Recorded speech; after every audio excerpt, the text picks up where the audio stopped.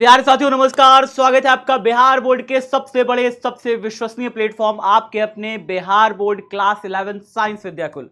प्यारे बच्चों, ये हमारे क्लास 11th के जितने भी छात्र हैं उनके लिए एक रिवीजन करने की वीडियोस हैं प्यारे बच्चे, जिसमें आप पूरे चैप्टर 1 से चैप्टर 3 तक पूरा 3 चैप्टर को बहुत ही शानदार तरीके से सारे इंपॉर्टेंट टॉपिक को कवर करते हुए रिवीजन करने वाले हो। वीडियो को अंत तक देखना, क्योंकि इस वीडियो में आपको पूरे 3 इंपॉर्टेंट चैप्टर शुरुआत से मिलने वाले हैं प्यारे बच्चे, और आपका सब कुछ बहुत ही शानदार तरीके से रिवीजन होने वाला है। तो भैया बिना किसी देरी के चलिए शुरू करते हैं। तो प्यारे बच्चों, अगर हम बात करें अध्याय 1 जो कि हमारा भौतिक जगत है, उसका हम पहले वन शॉट में रिवीजन कर लेते हैं।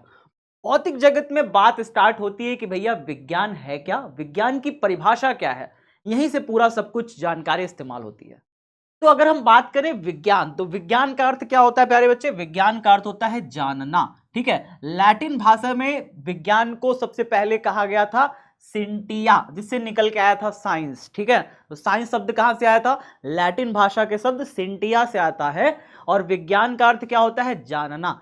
संस्कृत भाषा में विज्ञान को विशिष्ट ज्ञान कहा गया था, यानी कि कुछ स्पेशल नॉलेज को हम कहते हैं विज्ञान। ठीक है ना, जैसे फालतू चीजों का ज्ञान, जैसे मोहल्ले की जो आंटियां होती हैं एक दूसरे की चुगलियां करते रहते हैं, उस ज्ञान को हम विज्ञान नहीं बोलेंगे। विज्ञान बोलेंगे कुछ विशिष्ट ज्ञान को, है ना, कुछ स्पेशल पावर्स की ज्ञान हो, उसको हम क्या कहेंगे? विज्ञान कहेंगे। अब स्पेशल पावर इसका मतलब ये नहीं होगा कि हम एलियन का ज्ञान बोले, है ना। स्पेशल पावर का मतलब होगा कि अणु परमाणु ऐसी चीजों का ज्ञान भैया कि जो एकदम अनोखी हो, है ना, तो उसे हम बोलेंगे विज्ञान। तो अब इसके बारे में पुराने वैज्ञानिकों का देखिए मत क्या था। पुराने वैज्ञानिकों का मत बहुत सरल था कि प्रकृति को समझने की जो सुव्यवस्थित प्रक्रिया होती है, प्रकृति को, नेचर में क्या क्या घटनाएं हो रही हैं, सूरज कब उगता है, चंद्रमा कैसे उगता है ना, चंद्रमा पे पानी है कि नहीं। आज भी बहुत सारे लोग सोचते हैं मंगल ग्रह पर पानी है कि नहीं। प्रकृति पर भूकंप क्यों आता है, ठीक है, वर्षा क्यों होती है, मौसम क्यों बदलते हैं, ज्वालामुखी कैसे फटता है, ये सारी चीजें जो प्रकृति में घटनाएं हो रही हैं, इन सब घटनाओं को जानने और समझने का जो सुव्यवस्थित प्रक्रिया है, इसी को कहा गया, क्या कहा गया? विज्ञान कहा गया है। ठीक है, इसमें क्या क्या आता है? प्रेक्षण आता है, यानी कि आप क्या करते हो? प्रेक्षण, यानी कि चीजों को देखते हो। सबसे पहले प्रेक्षण करते हो, ऑब्जर्व करते हो, समझते हो। उसके बाद क्या करते हो? प्रयोग करते हो, एक्सपेरिमेंट करते हो। पहले समझेंगे, फिर एक्सपेरिमेंट करेंगे, और उसके बाद जाकर के क्या करेंगे? विश्लेषण करेंगे, यानी कि हम उस पर आधारित कुछ कंसेप्ट निकालेंगे कि भैया ये ऐसे ये वैसे। इस सब कुछ को मिलाकर के बनता है क्या? बनता है विज्ञान, यानी कि विशिष्ट ज्ञान प्यारे बच्चे। ठीक है, जब अगर विज्ञान में कौन कौन से 3 तत्व शामिल हैं? प्रेक्षण, प्रयोग और विश्लेषण। इन तीनों के बाद बनता है हमारा विज्ञान। आगे बात करते हैं। विज्ञान गतिशील है, कोई सिद्धांत अंतिम नहीं है। इस लाइन का बहुत महत्व है। विज्ञान में कोई भी कंसेप्ट ये नहीं है कि फाइनल आज हो गया बस इतना ही है, नहीं। विज्ञान में हर चीज क्या है? गतिशील है। आपने सुना होगा कि पहले टॉमसन का परमाणु मॉडल निकला था, फिर रदरफोर्ड आए, रदरफोर्ड ने टॉमसन के परमाणु मॉडल को नष्ट कर दिया। फिर उसके बाद रदरफोर्ड के परमाणु मॉडल में कुछ कमियां पाई गई, बोर ने उनके परमाणु मॉडल को काटा, फिर बोर के परमाणु मॉडल में भी बहुत सारी कमियां पाई गई। तो कोई भी सिद्धांत अंतिम नहीं है। कोई दूसरा नया वैज्ञानिक कहता है नहीं भाई तुम्हारा तो वाला गलत है, मेरा वाला सही है, तुम्हारा वाला इसलिए गलत है क्योंकि ऐसे नहीं, ऐसे होना चाहिए था। तो इसलिए क्या है, कोई भी यहाँ पे कोई अंतिम परिणाम निकाल ही नहीं सकता कभी। ये ऐसा नहीं है कि विज्ञान में बस अब खोज हो गई, बस अब इसके बाद कोई खोज नहीं हो सकती। निरंतर खोजें हो रही हैं, निरंतर विज्ञान गतिशील है, निरंतर विज्ञान में खोजें हो रही हैं, है ना। भौतिकी अगर हम बात करें, जो फिजिक्स की बात करते हैं, तो फिजिक्स क्या है? क्योंकि विज्ञान के तो 3 रूप आप मेनली पढ़ते हो, ये 11th में पढ़ोगे, 3 रूप हो जाएंगे विज्ञान के, 3 हिस्से बढ़ जाएंगे। इसमें आपका एक आएगा फिजिक्स, एक आएगा केमिस्ट्री और एक आएगा बायोलॉजी। अब फिजिक्स क्या है? तो जो आधुनिक, जो हमारी इस समय की जो परिभाषा है, वो कहती है कि ऊर्जा और द्रव्यमान का अध्ययन है। मतलब एनर्जी और द्रव्यमान, मास, इन दोनों का अध्ययन है। और ये जो आधुनिक है परिभाषा, ये आइंस्टीन द्वारा दी गई थी। आइंस्टीन नाम के साइंटिस्ट थे, अल्बर्ट आइंस्टीन नाम के साइंटिस्ट। ये द्वितीय विश्व युद्ध से पहले की बात बता रहा हूं, 1914 के आसपास की बात मैं आपको बता रहा हूं। आइंस्टीन नाम के वैज्ञानिक ने ये परिभाषा रच दी कि भैया कि जो विज्ञान जो फिजिक्स है ना, वो ऊर्जा और द्रव्यमान का अध्ययन होता है। यानी कि एनर्जी और मास का जब हम अध्ययन निकालते हैं तो आइंस्टीन ने एक इक्वेशन दी थी, E बराबर mc², जहां E क्या है, एनर्जी है, m क्या है, मास है। ठीक है, इन्हीं दोनों के बीच में संबंध है। और c क्या है, प्रकाश की चाल है। और प्रकाश की चाल का मान आप जानते हो, 3 × 10⁸ मीटर प्रति सेकंड। c का मान तो आप जानते हो, है ना, 3 × 10⁸ मीटर प्रति सेकंड, ये होता है c का मान। m तो मास हो गया भैया, कितना किलोग्राम द्रव्यमान, और c क्या, E क्या है, एनर्जी है। ठीक है सर, चलो समझ गए। आगे बात करते हैं कि फिजिक्स, भौतिकी की परिभाषा, क्योंकि पढ़ना तो आपको भौतिकी है। भौतिकी क्या होता है समझते हैं। अभी आपने ये समझ लिया कि फिजिक्स जो होता है ना, वो क्या है। इसके पहले अभी आपने समझा कि आइंस्टीन ने क्या परिभाषा दी थी। आइंस्टीन ने बताया था कि द्रव्यमान और ऊर्जा का एक संबंध है फिजिक्स। अब फिजिक्स शब्द आया कहां से, तो फिजिक्स शब्द आया भैया फ्यूसिस से। फ्यूसिस, फ्यूसिस एक ग्रीक शब्द है जिसका मतलब होता है प्रकृति, वहीं से आया फिजिक्स शब्द। ठीक है, तो फिजिक्स शब्द कहां से आया, एक ग्रीक शब्द फ्यूसिस से आया, जिसका मतलब क्या होता है, प्रकृति होता है, याद रखिएगा। ठीक है, इसका मतलब क्या है, फिजिक्स के अंदर क्या होगा, प्राकृतिक घटनाओं का वैज्ञानिक अध्ययन होगा। यानी प्रकृति में जो घटनाएं हो रही हैं, क्यों हो रही हैं, कैसे हो रही हैं, सब कुछ के बारे में जानेंगे। प्रकृति में घर्षण आप देखने को मिलता है, शांतता देखने को, पानियों में शांतता देखने को मिलती है, बहुत सारे गुण देखने को मिलते हैं, वो सारा गुण का अध्ययन हम लोग करेंगे प्यारे बच्चे। ठीक है, तो प्राकृतिक घटनाओं का वैज्ञानिक अध्ययन क्या कहलाता है प्यारे बच्चे, फिजिक्स कहलाता है। अब बात करते हैं द्रव्य क्या है, द्रव्य के बारे में समझते हैं, मैटर के बारे में समझते हैं। द्रव्य क्या है, तो द्रव्यमान प्लस स्थान घेरता है। वो द्रव्यमान जो स्थान घेरता है, जैसे मैं अगर मान लूं कि ये मोबाइल मेरे हाथ में है, क्या ये मोबाइल मेरा स्थान घेर रहा है, तो कहोगे हाँ सर, ये मोबाइल आपके हाथ में, ये मोबाइल आपका स्थान भी घेर रहा है जहां पे रखा है। तो द्रव्यमान जो स्थान घेरता है, जैसे पत्थर, वायु, मोबाइल, ये सब क्या कहलाएंगे, द्रव्य कहलाते हैं। क्या कहलाएंगे, द्रव्य, यानी मैटर कहलाते हैं।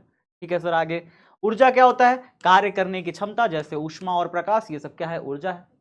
आइंस्टीन ने फॉर्मूला क्या दिया, कहा कि द्रव्य यानी द्रव्यमान और ऊर्जा, इन दोनों में संबंध दिया था आइंस्टीन ने। आइंस्टीन का सूत्र ये था, E बराबर mc²। m क्या है, द्रव्यमान, और E क्या है, एनर्जी है।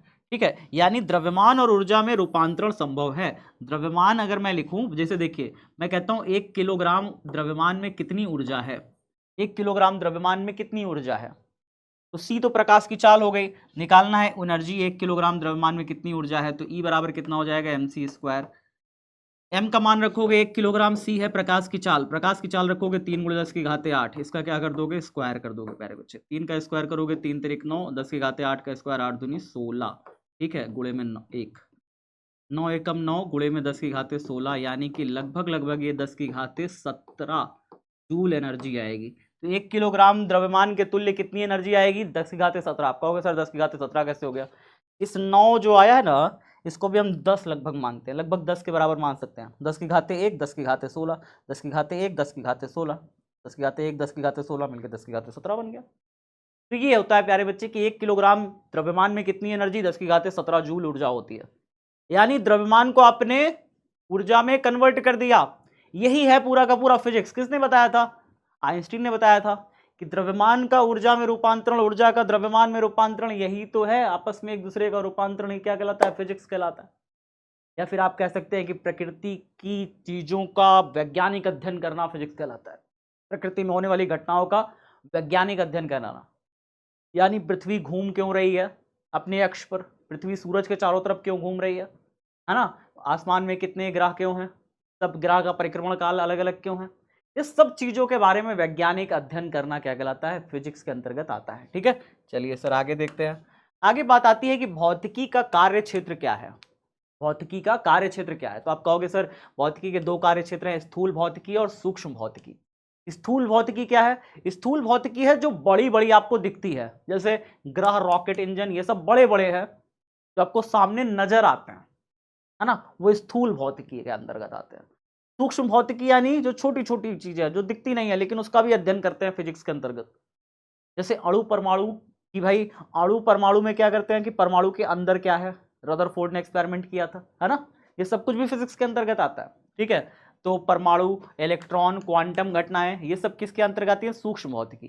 तो भौतिकी के 2 प्रमुख क्षेत्र होते हैं, फिजिक्स के 2 प्रमुख क्षेत्र हैं, स्थूल भौतिकी और सूक्ष्म भौतिकी। स्थूल भौतिकी में क्या आता है, बड़ी बड़ी घटनाएं जिसमें हम अध्ययन करते हैं, और सूक्ष्म भौतिकी जिसमें छोटी छोटी घटनाओं का अध्ययन करते हैं। जैसे परमाणु के बारे में बात करेंगे, परमाणु के अंदर नाभिक होता है, उसका अध्ययन करेंगे। नाभिक के चारों ओर इलेक्ट्रॉन घूमते रहते हैं, उसका अध्ययन करेंगे। इलेक्ट्रॉन किस कक्षा में घूमते हैं, उसकी कक्षा कैसी होगी, उसका अध्ययन करते हैं। ठीक है। अब उसके बाद जो है इलेक्ट्रॉन जब एक कक्षा से दूसरी कक्षा में कूद करके पहली कक्षा में वापस लौटते हैं तो एक प्रकार की तरंग निकालते हैं, उसका अध्ययन करेंगे। तो इस सब चीज़ों का अध्ययन हम करते हैं प्यारे बच्चे सूक्ष्म भौतिकी में। तो सूक्ष्म भौतिकी होती है। अगली बात है प्यारे बच्चे कि भौतिकी की प्रमुख शाखाएं कौन कौन सी हैं। कुछ प्रमुख शाखाएं हैं भौतिकी की। जैसे पहली शाखा है यांत्रिकी। यांत्रिकी में क्या होता है, यांत्रिकी मैकेनिक्स क्या होता है इसमें, सर इसमें गति होती है, बल और ऊर्जा, इन सब का अध्ययन होता है। गति, जैसे कार जा रही है, बल फोर्स लग रहा है, एनर्जी, किसी बॉडी में एनर्जी है उसकी गति के कारण, उसकी स्थिति के कारण, उसका अध्ययन होगा। तो ये सब क्या होता है, यांत्रिकी यानी मैकेनिक्स के अंतर्गत आता है। ठीक है। अगला देखिए ऊष्मागतिकी, एक पार्ट होता है फिजिक्स का ऊष्मागतिकी, थर्मोडायनेमिक्स, जिसमें हम ऊष्मा और कार्य का संबंध देखते हैं कि गर्म कर रहे हैं किसी चीज को या फिर हम कार्य कर रहे हैं किसी चीज पर, तो दोनों को क्या मिल रही है, ऊष्मा मिल रही है। ठीक है। तो ऊष्मा और कार्य का संबंध जहां हम अध्ययन करेंगे वो ऊष्मागतिकी में करेंगे। अगला है प्रकाशिकी। प्रकाशिकी क्या है प्यारे बच्चे, जिसमें हम परावर्तन का, अपवर्तन का और इंद्रधनुष यानी व्यतिकरण, विवर्तन, ध्रुवण, इन सब चीजों का अध्ययन करते हैं। तो यह हमारा आता है प्रकाशिकी। प्रकाशिकी में आप प्रकाश विद्युत प्रभाव का अध्ययन करते हो, क्रॉम्पटन प्रभाव का अध्ययन करते हो, बहुत सारी चीजें। तो प्रकाशिकी में अध्ययन करने के लिए। उसके बाद आता है दोलन और तरंगे। ठीक है, जिसमें ध्वनि और संगीत का अध्ययन करते हैं, ये अलग पार्ट है। उसके बाद है विद्युत गतिकी। विद्युत गतिकी में हम विद्युत और चुंबक का अध्ययन करते हैं कि भाई कोई आवेशित कण है वो गति करता है तो कैसी उसकी गति होगी। आवेशित कण है वो विद्युत क्षेत्र बनाता है, चुंबक है तो चुंबक के चारों ओर चुंबकीय क्षेत्र बनेगा। तो ये सब का जहाँ अध्ययन होता है वो विद्युत गतिकी कहलाता है। ठीक है। मैक्सवेल के समीकरण, विद्युत चुंबकीय तरंगे, इन सब की गति करते हैं। दोलन और तरंगे एक अलग है फिजिक्स का पार्ट, विद्युत गतिकी एक अलग है फिजिक्स का पार्ट, प्रकाश की एक अलग है फिजिक्स का पार्ट, जिसमें हम लोग प्रकाश के बहुत सारे तत्व अध्ययन करते हैं। जैसे कि क्या क्या हो गया हमारा, परावर्तन हो गया, अपवर्तन हो गया, व्यतिकरण हो गया, विवर्तन हो गया, ध्रुवण हो गया, प्रकाश विद्युत प्रभाव हो गया। ठीक है, ये सारी चीज़ों का अध्ययन करते हैं। अच्छा, अगला हमारा क्या है, तो ये सारी चीज़ें हैं प्यारे बच्चे जो भौतिकी की प्रमुख शाखाएं के अंतर्गत आता है। नेक्स्ट देखते हैं भौतिकी, प्रौद्योगिकी और समाज। भौतिकी, प्रौद्योगिकी और समाज क्या होता है इसके बारे में थोड़ा सा जान लेते हैं। तो प्यारे बच्चे इसमें लीवर की बात होती है। लीवर यानी कि मशीनें, लीवर यानी कि मशीनें प्यारे बच्चे, इसमें हम लोग मशीनों का अध्ययन करते हैं। ठीक है, ध्यान समझिएगा। भौतिकी, प्रौद्योगिकी और समाज, ये जो टॉपिक है पहले चैप्टर में, इसका मतलब क्या है, सबसे पहले मतलब समझिए भैया। फिजिक्स का टेक्नोलॉजी और समाज पे क्या प्रभाव पड़ा। भैया फिजिक्स की सहायता से ही तो टेक्नोलॉजी बनी, और टेक्नोलॉजी बनी तो समाज को बहुत ज़्यादा मदद मिली टेक्नोलॉजी से। जैसे लीवर बनाया गया, उससे मशीनें बनी, मशीनों में बहुत ज़्यादा मदद मिली। अगर तरल बहाव पे काम किया गया तो वायुयान हमारा जो है बन पाया। तरल बहाव पे काम न किया जाता कि हवा कैसे बहती है, हवा का रुख कैसा होना चाहिए, है ना। अगर इस पे काम न किया जाता तो वायुयान हमारा बन पाता, ना बन पाता। अगर ऊष्मा पे काम किया गया, हीट पे काम किया गया तो हमारा इंजन बन पाया। अर्धचालकों पे काम किया गया, सेमीकंडक्टर पे काम किया गया तो रोबोट और कंप्यूटर बन पाए हमारे। नाभिकीय विखंडन पे काम किया गया तो परमाणु बम बना हमारा। लेजर पे काम किया गया तो चिकित्सा पद्धति आसान हुई हमारी। तो समाज पे भी इसका बहुत ज्यादा प्रभाव पड़ा हमारी फिजिक्स का। फिजिक्स ने समाज पे बहुत ज्यादा प्रभाव डाला। फिजिक्स ना होती तो शायद जो है आप जिस मोबाइल में देख रहे हैं ये लेक्चर, शायद वो मोबाइल भी ना होता। जिस सिम का इस्तेमाल कर रहे हैं और यहाँ से तरंगे आ रही हैं आपके मोबाइल तक, वो भी ना होता। जिस यूट्यूब पर आप देख रहे हैं शायद वो यूट्यूब भी ना होता, क्योंकि इंजीनियर ना होते तो यूट्यूब बनाने वाला ना होता। बहुत सारी चीजें तब उपस्थित ना हो पाती अगर फिजिक्स ना होता, इंजीनियर्स ना होते तो। ठीक है, इसलिए फिजिक्स जो है समाज में बहुत ज्यादा प्रभाव डालती है। नेक्स्ट देखते हैं भौतिकी से समाज। भौतिकी से समाज में क्या परिवर्तन आता है, समाज में क्या प्रभाव पड़ता है। तो औद्योगिक क्रांति का आधार बना भैया, मशीनें बड़ी बड़ी बनी, काम आसान हुआ। ये जो कपड़ा पहना हुआ हूं आपको क्या लगता है, क्या हाथ से सिला गया है ना, ये सब मशीन का बना कपड़ा है ना। आपने जो कपड़ा पहना है वो भी शायद मशीन का बना कपड़ा होगा, है ना। कब तो हाथ से बुनने वाला समय खत्म हो गया। धागे क्या, ये सब धागे जो बने हैं, ये धागे क्या हाथों से बुने गए हैं ना, सारे धागे जो है मशीन से बुने गए हैं, तब कपड़े बने हैं। इस तरीके से जो चीजें हो रही हैं प्यारे बच्चे। औद्योगिक क्रांति में बहुत ज्यादा मदद मिली, मशीनें बनी, और मशीनें कैसे बनी? फिजिक्स की सहायता से। फिजिक्स पढ़ने वालों ने ही तो मशीनें बनाई थी, है ना। मशीनें किसने बनाई? जो इंजीनियर रहा होगा, जिसने फिजिक्स की पढ़ाई करी होगी, फिजिक्स में मशीनों की पढ़ाई करी होगी, मैकेनिक्स की पढ़ाई करी होगी, है ना। अच्छा, संचार और चिकित्सा में क्रांति ला दी गई। संचार यानी कि टेलीफोन करने में क्रांति ला गई। हेलो, हाँ भाई कैसे हो, बात कर लेते हो आप दूसरे मित्र से, इसमें क्रांति आ गई, है ना। फिजिक्स की सहायता से ही सब कुछ संभव हो पाया। चिकित्सा यानी कि जो दवाइयां बनने लग गई, अच्छी अच्छी मशीनें आ गई, एक्सरे की मशीनें आ गई, स्टेथोस्कोप बन गया, थर्मामीटर बन गया, ये सब कौन बनाया? फिजिक्स वालों ने बनाया, ठीक है। अच्छा आगे, कंप्यूटर। कंप्यूटर भैया बना, कंप्यूटर बना तो कंप्यूटर की खोज किसने करी थी? कमेंट बॉक्स में बताइएगा, कंप्यूटर की खोज किसने करी थी, है ना। तो वो भी कौन थे? साइंटिस्ट ही रहे होंगे, उन्होंने भी फिजिक्स पढ़ी होगी। फिजिक्स पढ़े बिना कोई भी चीज संभव नहीं है प्यारे बच्चे, ठीक है। आधुनिक प्रगति का प्राणवायु कह सकते हैं कंप्यूटर को, ठीक है ना। अगर कंप्यूटर ना होता तो बहुत सारी चीजें शायद ना एग्जिस्ट करती। विज्ञान का उपयोग मानव कल्याण के लिए होना चाहिए, ये हमारा बताता है फिजिक्स का कंसेप्ट है। हमारे फिजिक्स का मेन मोटो यही है कि विज्ञान का जो उपयोग है वो मानव कल्याण के लिए भैया होना चाहिए। फैक्ट्रीज बनी, है ना, कंप्यूटर बने, ये सब किसकी वजह से हुआ? ये सब हुआ हमारे पास फिजिक्स की सहायता से हुआ। तो ये है फिजिक्स का गुणगान। चैप्टर 1 यहीं पे खत्म होता है। इसमें कुछ इंपॉर्टेंट साइंटिस्ट हैं बाकी चैप्टर 1 में, जो इनका नाम आपको याद करना रहता है, ठीक है। साइंटिस्टों के कुछ नाम और उनकी कुछ खोजें हैं चैप्टर 1 में, उनको पढ़ लीजिएगा, क्योंकि चैप्टर 1 से बहुत कुछ नहीं पूछता है, बिल्कुल एकदम रॉ चैप्टर है, तो इतना ही इंपॉर्टेंट है। अब बात करते हैं अध्याय 2 मात्रक और मापन। प्यारे बच्चे, वन शॉट में रिविजन करने वाले हैं अध्याय 2 का। तो अध्याय 2 क्या है, चलिए देखते हैं। प्यारे बच्चों, अगर बात करें अध्याय 2 का, तो सबसे पहले स्टार्ट होता है मापन से। मापन यानी कि आप मापते हो किसी चीज को। जैसे मैं कहूं कि इस पेन की लंबाई मुझे मापनी है, तो ये पेन की लंबाई आप कहोगे कि भैया स्केल रखेंगे, स्केल के सामने रख के नाप देंगे। अगर मेरी स्केल है तो स्केल के सामने ऐसे रखेंगे, इसको नाप लेंगे। इतना आसान तो है मापना, है ना। तो मापना यही तो होता है कि हम किसी चीज को मापते हैं, नापते हैं। नापना समझो ना, मापन को आप नापन समझ लो। अब कहते हो ना नाप के दिखाओ, तो नाप ही माप है, ठीक है। तो नाम बदल दिया गया, अपने खड़ी बोली में क्या कहते हैं? नाप के दिखाओ। तो यही मापन ही नापन है, ठीक है। तो मापन क्या है? किसी भौतिक राशि, जैसे लंबाई, समय, द्रव्यमान, आप किसी भी चीज का नाप सकते हो। हम पूछे कितना बजा है, तो आप टाइम को नाप देते हो, हाँ भाई 2 बजा है, टाइम नप गया, ठीक है। लंबाई कितनी, लंबाई नाप सकते हो। कोई चीज कितना किलो का है, आप द्रव्यमान नाप देते हो खड़ा। तो नाप तो आप कुछ भी सकते हो, है ना। मापन तो आप किसी भी चीज का कर सकते हो। तो कोई भी भौतिक राशि जैसे लंबाई, समय, द्रव्यमान की तुलना एक निश्चित मानक से करके आप नापते हो। एक निश्चित मानक होना चाहिए नापने के लिए। कैसे नापोगे? अगर आपके पास स्केल नहीं है तो बिना स्केल के नाप पाइएगा? किसी चीज को अगर मैं कहूं कि तौल के दिखाओ कितना किलो का है, तो किलोग्राम का बाट तो आपके पास होना चाहिए ना। किलोग्राम का बाट नहीं होगा तो आप कैसे नाप के दोगे कि मुझे भाई ये चीज इतने किलो की है? नहीं नाप सकते। समय नापने के लिए आपके पास घड़ी नहीं है तो कैसे नापोगे भाई? कोई मानक तो होना चाहिए पहले से, कोई सेट चीज तो होनी चाहिए कि भाई हाँ इससे तुलना करेंगे, इससे तुलना करके बताएंगे हाँ फला चीज इतना किलो का है, फला चीज उतना लंबा है, फला चीज उतना छोटा है ना। तो कोई एक मानक से तुलना करके हम तुरंत बता देते हैं कि भाई जैसे स्केल है तो स्केल एक मानक है। स्केल क्या है? एक मानक है। अब किसी चीज की लंबाई नापनी है तो हम देख लेंगे भैया, स्केल की सहायता से नाप लेंगे, ठीक है। चलिए भाई, जैसे उदाहरण के तौर पे देखिए समझाया भी गया है। अगर किसी डंडे की लंबाई 2 मीटर है, मान लीजिए कोई डंडा है आपके पास 2 मीटर लंबा है, ठीक है। मतलब हम इसमें क्या कह रहे हैं? मतलब हम उसकी तुलना मीटर नामक एक मीटर स्केल से कर रहे हैं। एक मीटर स्केल रख लिया। अब एक मीटर स्केल में हमने एक डंडा रख लिया, हमने कहा कि भैया 1 मीटर स्केल नहीं 2 मीटर स्केल के बराबर होगा। अगर उस डंडे की लंबाई 2 मीटर है तो इसका मतलब 1 मीटर स्केल है, और मीटर स्केल में 2 बार मीटर स्केल नापी गई होगी। मीटर स्केल में 1 मीटर की मीटर स्केल है। मीटर स्केल कितने मीटर की है? 1 मीटर की है। तो अगर डंडे की लंबाई 2 मीटर है तो 2 बार नापना पड़ेगा कि नहीं? 1 बार, 2 बार, है ना। तो फिर क्या कहा गया? अगर किसी डंडे की लंबाई 2 मीटर है, मतलब हमने उसकी तुलना मीटर नामक स्केल से की और मानक से की और पाया कि वह दोगुना है, उस मीटर स्केल का 2 गुना है, ठीक है।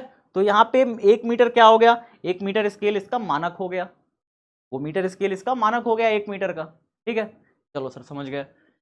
अब ये मात्रक क्या होता है? मात्रक क्या होता है प्यारे बच्चे? मात्रक बहुत आसान है यार। जैसे आप कहते हो कि 2 मीटर है, 2 मीटर है, तो 2 क्या हो गया? दो तो संख्या हो गई ना कि कितने गुना है, मीटर स्केल का कितना गुना है।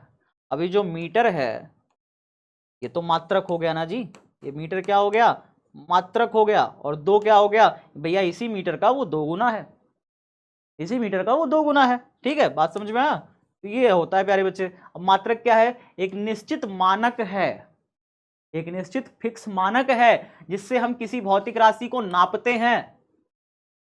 अगर ये मानक नहीं होगा तो आप कैसे नापोगे फिर? अगर तुम्हारे पास 1 मीटर स्केल नहीं है तो 2 मीटर की लंबी छड़ कैसे नापोगे, नहीं नाप पाओगे, है ना। तो इसीलिए हम प्यारे बच्चे मात्रक को क्या कहते हैं, एक निश्चित हमारा क्या है, मानक है जिसकी सहायता से हम किसी भौतिक राशि को नापते हैं।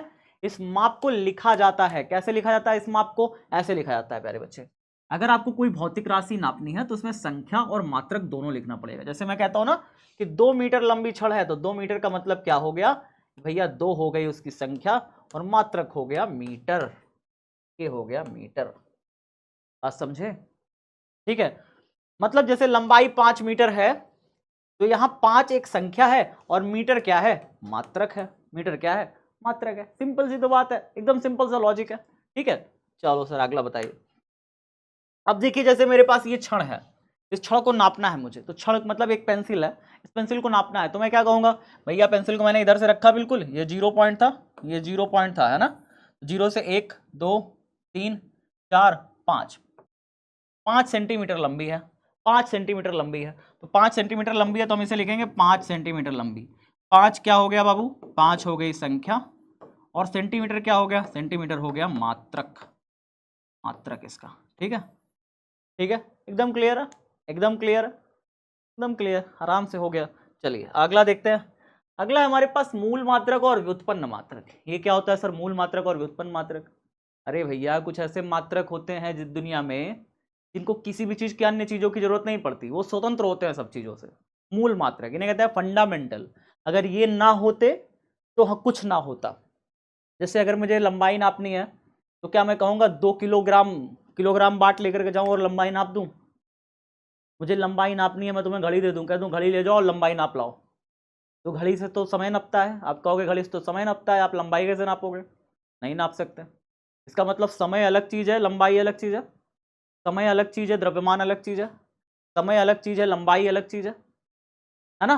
तो ये तीन हमने निकाल लिया कि इन तीनों को अलग अलग तरीके से नापेंगे। समय नापना है तो क्या चाहिए होगा, घड़ी चाहिए होगा, है ना, यानी सेकंड में नापेगा। लंबाई नापना है तो मीटर में नापेगा। द्रव्यमान नापना है तो किलोग्राम में नापेगा। क्या हम लंबाई को किलोग्राम में नाप सकते हैं, कहोगे ना। तो लंबाई द्रव्यमान दोनों अलग स्वतंत्र राशि है, दोनों अलग अलग चीज है, कहोगे हाँ दोनों अलग अलग चीज है, दोनों को एक दूसरे से हम नहीं नाप सकते, है ना। बात समझ में आ रही है नहीं आ रही है? तो जब ऐसी स्वतंत्र राशियों की खोज करी गई तो ऐसी 7 राशि पाई गई जो स्वतंत्र होती हैं, जो एक दूसरे से मिलती नहीं है। कौन कौन सी वो 7 राशियां हैं? तो प्यारे बच्चे पाया गया कि भैया लंबाई एक ऐसी स्वतंत्र राशि है, द्रव्यमान एक ऐसी स्वतंत्र राशि है, समय एक ऐसी स्वतंत्र राशि है, इसके अलावा ताप है प्यारे बच्चे, विद्युत धारा है, और पदार्थ की मात्रा है, और ज्योति तीव्रता है। लंबाई का तो मात्रक मीटर हो गया, द्रव्यमान का केजी किलोग्राम, समय का सेकंड हो गया एस, ताप का केल्विन लिखते हैं के, विद्युत धारा का एम्पियर ए, ठीक है, और पदार्थ की मात्रा को मोल लिखते हैं, और ज्योति तीव्रता को सीडी लिखते हैं प्यारे बच्चे। अब ये मूल मात्रक होते क्या है? मूल मात्रक की बात मैंने अभी वही बताई, स्वतंत्र होते हैं, किसी पर निर्भर नहीं करते। ठीक है, वे यूनिट जिनसे अन्य सभी यूनिट बनाए जाते हैं और ये आपस में स्वतंत्र होते हैं, ये किसी अन्य से मिलकर बने नहीं होते। इनसे सब बनाए जाएंगे, ये सबसे स्वतंत्र हैं, ये सबसे अलग हैं। बात समझ में आई? ठीक है सर। व्युत्पन्न मात्रक, व्युत्पन्न जो मूल मात्रकों से उत्पन्न हो रहे हैं, जो मूल राशियों से उत्पन्न हो रहे हैं, उन्हें कहेंगे व्युत्पन्न। तो व्युत्पन्न मात्रक यानी डिराइव्ड यूनिट कौन से होते हैं?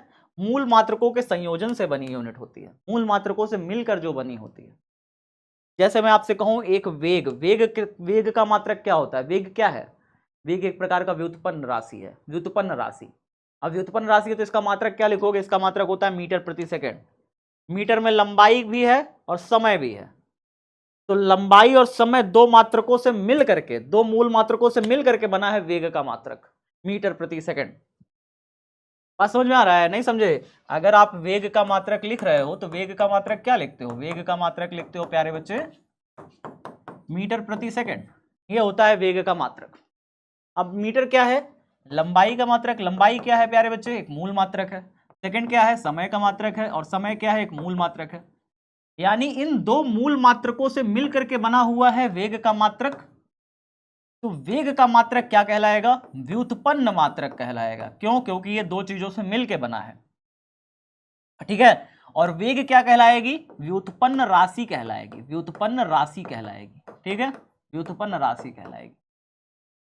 तो मूल राशि कितनी होती है, 7 होती है ना। उसके मात्रक आपने जान लिए, लंबाई, द्रव्यमान, समय, ताप, विद्युत धारा, पदार्थ की मात्रा और ज्योति तीव्रता, 7 होती है। सबके मात्रक जान लिए, लंबाई का मात्रक मीटर, समय का मात्रक सेकंड, द्रव्यमान का मात्रक किलोग्राम, ताप का मात्रक केल्विन, विद्युत धारा का मात्रक एम्पियर, पदार्थ की मात्रा मोल, और ज्योति तीव्रता का मात्रक कैंडेला, ठीक है। ये हो गया, हमने जान लिया। चलिए सर आगे बढ़ते हैं। अगला है हमारे पास मात्रकों की अंतरराष्ट्रीय प्रणाली, एसआई सिस्टम। सर ये एसआई सिस्टम क्या होता है, इसके बारे में थोड़ा सा जान लीजिए। बाबू एसआई सिस्टम बहुत ही प्यारा सा सिस्टम है, अंग्रेजी में कहते हैं system of international unit, system of international unit यानी अंतरराष्ट्रीय पद्धति। इसको समझने से पहले आपको 3 और पद्धतियां समझनी पड़ेंगी। क्या समझनी पड़ेंगी, 3 पद्धतियां समझाते हैं प्यारे बच्चे। देखिए मात्रक की पद्धति जो है ना, मात्रक की विभिन्न पद्धति, विभिन्न पद्धति, विभिन्न पद्धति क्या होता है सर, विभिन्न पद्धति। तो बाबू 3 प्रकार की पद्धति फेमस थी, यानी अलग अलग देशों में अलग अलग लोग लंबाई का अलग अलग चीज इस्तेमाल कर रहे थे, द्रव्यमान के लिए अलग अलग इस्तेमाल कर रहे थे, समय के लिए अलग अलग इस्तेमाल कर रहे थे। मतलब सर नहीं समझे, जैसे ब्रिटेन के लोग जो थे, अंग्रेज लोग जो थे ना, वो लंबाई के लिए फुट इस्तेमाल करते थे। क्या इस्तेमाल करते थे, फुट, एफ, फुट, लंबाई को नापने के लिए फुट इस्तेमाल करते थे। और द्रव्यमान को नापने के लिए पाउंड इस्तेमाल करते थे, किलोग्राम नहीं इस्तेमाल करते थे, पाउंड। पाउंड ना हल्का होता था, किलोग्राम भारी होता था, वो हल्का हल्का इस्तेमाल करते थे, पाउंड इस्तेमाल करते थे, पी फॉर पाउंड। और समय को मापने के लिए सेकंड इस्तेमाल करते थे। तो उनकी जो पद्धति कहलाई, मापन की पद्धति, वो थी एफपीएस पद्धति। लंबाई को मापने के लिए फुट, द्रव्यमान को नापने के लिए पाउंड, और समय को मापने के लिए सेकंड, ठीक है सर। अच्छा कुछ लोग ऐसे थे, जैसे बाहर के लोग थे, है ना, फ्रांस के लोग विशेषकर, वो सीजीएस वो पद्धति में, जैसे लंबाई को सेंटीमीटर में मापते थे, द्रव्यमान को मापते थे ग्राम में, और समय को मापते थे सेकंड में। तो बनाई सीजीएस पद्धति, सीजीएस पद्धति। कुछ लोग ऐसे थे जो लंबाई को मीटर में मापते थे, द्रव्यमान को किलोग्राम में मापते थे, और समय को सेकंड में नापते थे, तो बनाई एमकेएस पद्धति। तो ये 3 पद्धतियां बहुत ज्यादा फेमस हुई अलग अलग देशों में, ज्यादातर देशों में यही मानी गई। कुछ लोग लंबाई को इसमें नाप रहे हैं, कुछ लोग लंबाई को इसमें नाप रहे हैं, सबका अलग अलग मात्रक बन गया। अब अगर सबका अलग अलग मात्रक बन जाएगा तो सोचो एक दूसरे देश के साथ व्यापार कैसे करेगा, व्यापार कैसे करेगा।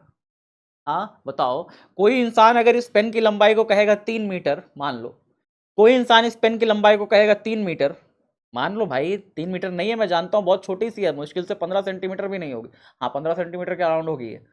लेकिन अगर मैं कहता हूँ कोई इंसान इसको 3 मीटर कहता है, तो दूसरे देश में जाओगे तो उसको क्या कहेगा, वो कहेगा भैया 3 मीटर है ही नहीं, ये तो कितनी है, ये 15 फुट है। मान लो कह देगा ये 15 फुट है भाई, ये 3 मीटर है ही नहीं। कहोगे फुट क्या होता है भाई, हम तो मीटर में नापते हैं, तुम फुट में नापते हो, हमारा सौदा हो ही नहीं सकता, हम तुमसे सामान नहीं खरीदेंगे। तुम्हारे यहाँ फुट चलता है, हमारे यहाँ मीटर चलता है, कैसे सामान खरीदा जाएगा भाई, नहीं खरीद सकते सामान, है ना। तो व्यापार नहीं हो सकता, एक तरीके से व्यापार संभव नहीं हो पाएगा, क्लियर है। इसलिए प्यारे बच्चे सारे देश बैठते हैं और बैठ करके कहते हैं भैया इस तरह तो व्यापार हो नहीं पाएगा, व्यापार भी करना है। मान लो हमारे देश में कुछ नहीं उगता है, हम दूसरे देश से खरीदना चाहते हैं, तो कैसे खरीदेंगे भैया, उनका सिस्टम अलग है नापने का, ठीक है। तो इसलिए व्यापार को सुगम बनाने के लिए, व्यापार को क्या करने के लिए, सुगम बनाने के लिए सारे देश बैठते हैं और बैठ के एक नई पद्धति का खोज करते हैं। शुरुआत में शायद 65-66 देश बैठे थे एक जगह पे, और बैठ करके क्या करे थे, खोज किए थे एक नई पद्धति का, ठीक है। और वो पद्धति क्या थी, एसआई प्रणाली थी, यानी इंटरनेशनल सिस्टम ऑफ यूनिट थी। इसकी खोज की और कहा कि अब सारे देश इसी में नापेंगे, सारे देश अपना सब चीज इसी में नापेंगे भैया, अपना अलग अलग सब नहीं नापते फिरेंगे, तो व्यापार व्यापार ना हो पाए भाई हम लोग के बीच में, ठीक है। तो कहा कि भाई सब देश इसी में नापेंगे अब बस, ठीक है। तो उन्होंने कहा कि जिसे 1971 में बीआईपीएम क्या है, एक संस्था है प्यारे बच्चे, जो फ्रांस के लोगों ने मिल करके बनाई थी बीआईपीएम, ठीक है, जिसमें सब लोगों ने मापने का पूरा क्या किया था, खाका तैयार किया गया था कि लंबाई को हम इसमें नापेंगे, द्रव्यमान इसमें नापेंगे, है ना, लंबाई के 1 मीटर कितना बड़ा होना चाहिए, द्रव्यमान 1 किलो कितना बड़ा होना चाहिए, समय 1 सेकंड कितना बड़ा होना चाहिए, है ना। ऐसा थोड़ी होगा कि कोई देश जो है 1 घंटा को 1 सेकंड बोल रहा है, ऐसा थोड़ी होगा, ठीक है ना। सबका 1 सेकंड बराबर होना चाहिए, सबकी लंबाई की मीटर बराबर होना चाहिए, सब देश का 1 किलोग्राम बराबर होना चाहिए, नहीं कि कोई देश 1 किलोग्राम इतना बड़ा ले रहे हैं, कोई देश 1 किलोग्राम इतना बड़ा बोल रहे हैं, इसमें भी व्यापार नहीं हो पाएगा, सबका 1 किलोग्राम बराबर होना चाहिए, ठीक है ना। तो इस तरीके से सबने क्या किया, सब चीज को बराबर क्या हुआ वहीं पे फिक्स किया 1971 में सारे देश मिलकर के, और 2018 में इसे संशोधित किया, 2018 में फिर से इसे क्या हुआ, इसमें कमियां पाई गई तो इसे सही किया गया। पहले सीजीएस, एफपीएस, एमकेएस प्रणालियां प्रयोग होती थी, ठीक है, लेकिन बाद में क्या हुआ, एसआई यानी कि सिस्टम ऑफ इंटरनेशनल यूनिट यानी अंतरराष्ट्रीय पद्धति जो थी, उसमें 7 मूल मात्रक थे, 2 पूरक मात्रक थे, 7 मूल मात्रक के अलावा 2 पूरक मात्रक भी थे। सर ये 7 मूल मात्रक तो हम समझ गए, जिसमें आप कह दिए कि लंबाई, द्रव्यमान, समय, हाँ, विद्युत धारा, ताप, ज्योति तीव्रता, पदार्थ की मात्रा, ये सब हो गया, ठीक है। तो 7 मूल मात्रक वो तो समझ में आ रहा है, ये पूरक मात्रक क्या होता है, पूरक मात्रक के बारे में समझिएगा। जैसे मान लीजिए एक वृत्त है, वृत्त, ये वृत्त हो गया, तो वृत्त का ये चाप, वृत्त पर एक चाप लीजिए, ये चाप जो है सेंटर पर जो कोण बनाता है, इस कोण को हम कहते हैं प्यारे बच्चे रेडियन में नापते हैं, कोण को नापने का जो मात्रक है वो रेडियन हो जाएगा। फिर उसमें आता है स्टेरेडियन। सर ये स्टेरेडियन क्या होता है, तो एक मान लीजिए कि पूरा का पूरा एक फुटबॉल, मान लीजिए एक पूरा फुटबॉल है प्यारे बच्चे, अब इस फुटबॉल पर कोई एक छोटा सा क्षेत्रफल ले लीजिए, अब इस छोटा सा क्षेत्रफल सेंटर पे जो कोण बनाएगा उसे हम कहेंगे स्टेरेडियन। फुटबॉल पर एक छोटा सा क्षेत्रफल मानिए, छोटा सा क्षेत्रफल सेंटर पे जो कोण बनाएगा कोण जैसा, वो कोण क्या होगा, 3D कोण, इसे आप 3D कोण भी कह सकते हैं, मतलब इसे घन कोण हिंदी में कहा जाता है, आप इसे 3D कोण भी कह सकते हैं। तो 3D कोण जो बनता है उसे हम स्टेरेडियन कहते हैं, और 2D कोण जो होता है, जो कॉपी पर किसी वृत्त के चाप द्वारा सेंटर पर बनाया जाता है, उसे हम क्या कहते हैं, रेडियन कहते हैं, उसका मात्रक होता है रेडियन, और 3D कोण का जो मात्रक होगा स्टेरेडियन कहलाएगा, ठीक है, इसे हम घन कोण भी कहते हैं, ठीक है सर। तो घन कोण का मात्रक रेडियन, और नॉर्मल जो हमारा कोण बनता है चाप द्वारा केंद्र पर, उसे हम रेडियन में नापते हैं, और घन कोण का स्टेरेडियन में, ठीक है सर। अब यहाँ पे देखिए कुछ एसआई मात्रक हमारे 7 मूल मात्रक लिखे गए हैं, मैं आपको दिखा दे रहा हूँ। जैसे लंबाई का मात्रक हो गया मीटर, प्रतीक एम, द्रव्यमान का किलोग्राम, केजी से दिखाएंगे, समय का सेकंड हो गया, एस से दिखाएंगे, विद्युत धारा का एम्पियर हो गया, ए से दिखाएंगे, ताप का केल्विन हो गया, के से दिखाएंगे, पदार्थ की मात्रा का क्या हो गया, मोल हो गया, एमओएल से दिखाएंगे, ज्योति तीव्रता का कैंडेला हो गया, सीडी से दिखाएंगे। इस तरीके से हमारे 7 मूल मात्रक बनते हैं। इसके अलावा 2 पूरक मात्रक हो गए, और 2 पूरक मात्रक कौन कौन से हैं, रेडियन और स्टेरेडियन, रेडियन है और स्टेरेडियन है, स्टेरेडियन है, ठीक है। तो ये 2 पूरक मात्रक भी हमारे बन के निकल के आते हैं, ठीक है, ये हो गया हमारे पास। नेक्स्ट देखते हैं प्यारे बच्चे, सार्थक अंक क्या होता है, इसके बारे में थोड़ा सा जान लेते हैं।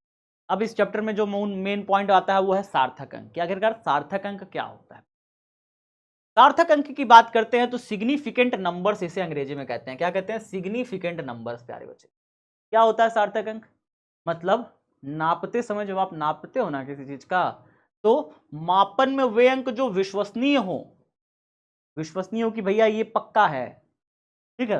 पहला अनिश्चित अंक बराबर सार्थक अंक,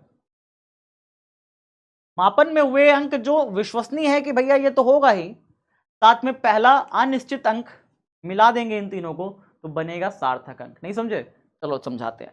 जैसे मान लो आपने किसी चीज को नापा, मान लो ये स्केल है, इसको आपने नापा, जब इसको नापा तो इसकी लंबाई आई 1.2 सेंटीमीटर आया, तो 1.2 में 1 क्या है प्यारे बच्चे, 1 है वो अंक जो विश्वसनीय है कि भैया हम कह सकते हैं कि 1 तो होगा ही होगा।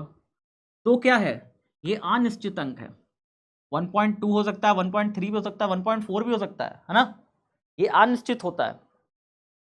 ध्यान से सोचिएगा, 1 सेंटीमीटर है वो तो कंफर्म है, लेकिन 1 सेंटीमीटर से थोड़ा सा बड़ी है बॉडी, 1 सेंटीमीटर से कितना बड़ी है, 0.2 सेंटीमीटर बड़ी है।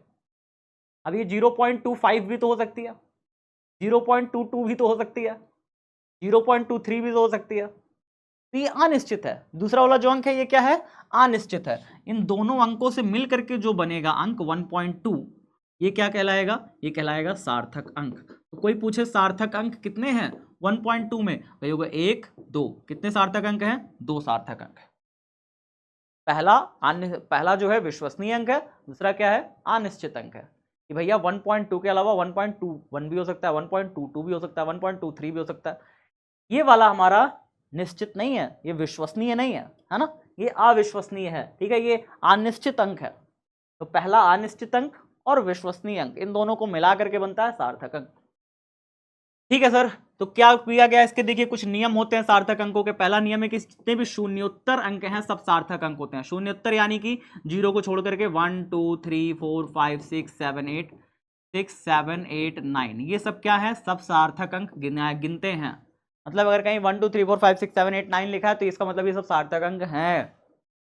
शून्योत्तर, शून्य के अलावा जितने भी अंक हैं सब सार्थक अंक गिने जाते हैं। ठीक है सर, आगे बताइए। दशमलव के बीच का शून्य सार्थक अंक गिना जाता है। दशमलव के बीच के शून्य सार्थक अंक गिने जाते हैं। इसका मतलब कैसे होगा? जैसे 2.09 ऐसे लिखा है, तो इसमें कितने सार्थक अंक है? तो तुम कहोगे भैया 1 2 3, कितने सार्थक अंक है? टोटल 3 सार्थक अंक है। दशमलव के बाद और 2 अंकों के बीच में जो शून्य आएगा वो सार्थक अंक गिना जाता है। लेकिन अगर मैं इसी शून्य को आगे कर दूं ना 0.09 और मैं पूछूं कितने सार्थक अंक है, तो कहना बस एक ही सार्थक अंक है भाई। कितना सार्थक अंक है? एक ही सार्थक अंक है बस। आगे वाले शून्य सार्थक अंक नहीं गिने जाते, याद रखिएगा। ठीक है, चलो आगे क्या कह रहा है? दशमलव से पहले के अग्रणी शून्य सार्थक अंक नहीं है। वही तो मैंने अभी आपको बताया, अग्रणी वाले शून्य सार्थक अंक नहीं होते। चलो सर आगे बताओ। बिना दशमलव वाली संख्या के अनुगामी शून्य सार्थक अंक नहीं है। बिना दशमलव वाली संख्या मतलब कोई ऐसे बिना दशमलव वाली संख्या के अनुगामी शून्य सार्थक अंक नहीं। अनुगामी मतलब जिससे शून्य से स्टार्ट हो रहा है, जैसे 0032 ऐसे लिखा है, ये सब सार्थक अंक नहीं गिने जाएंगे। सिर्फ 2 ही अंक होंगे इसमें सार्थक अंक, बस। ठीक है सर, समझ गए। दशमलव वाली संख्या के अनुगामी शून्य सार्थक अंक माने जाते हैं। जैसे कहीं लिखा हो अनुगामी यानी कि जैसे 2.00 लिखा हो, इसमें सार्थक अंक ये सारे माने जाएंगे। तो 3 सार्थक अंक हो गए। जैसे 1 2 3 1 2 3 3 सार्थक अंक इसके गिने जाएंगे। इसके सार्थक अंक कितने गिने जाएंगे? 3 सार्थक अंक गिने जाएंगे। तो इस तरीके से ये सार्थक अंक होते हैं प्यारे बच्चे, कि कोई भी नंबर में अगर आपसे कोई पूछ ले सार्थक अंक कितने होते हैं। चलिए मान लीजिए एक उदाहरण के तौर पे मैं आपको देता हूँ, एक उदाहरण देता हूँ। जैसे देखिए आपको मैं उदाहरण समझाता हूँ, उदाहरण समझिए, ज़्यादा आसान समझेंगे। 1.62 कितने सार्थक अंक है? तो आप कहोगे सर 1.62 सेकेंड, ऐसे ये सेकेंड दिखा रहा है। 1 2 3 3 सार्थक अंक इसमें है। 1.62 में 3 सार्थक अंक है। सारे शून्योत्तर अंक है। शून्योत्तर यानी शून्य के अलावा जितने भी अंक है सब सार्थक अंक गिने जाते हैं। जैसे 287.5 सेंटीमीटर, इसमें कितने सार्थक अंक है? तो कहेंगे भैया 1 2 3 4 4 सार्थक अंक है।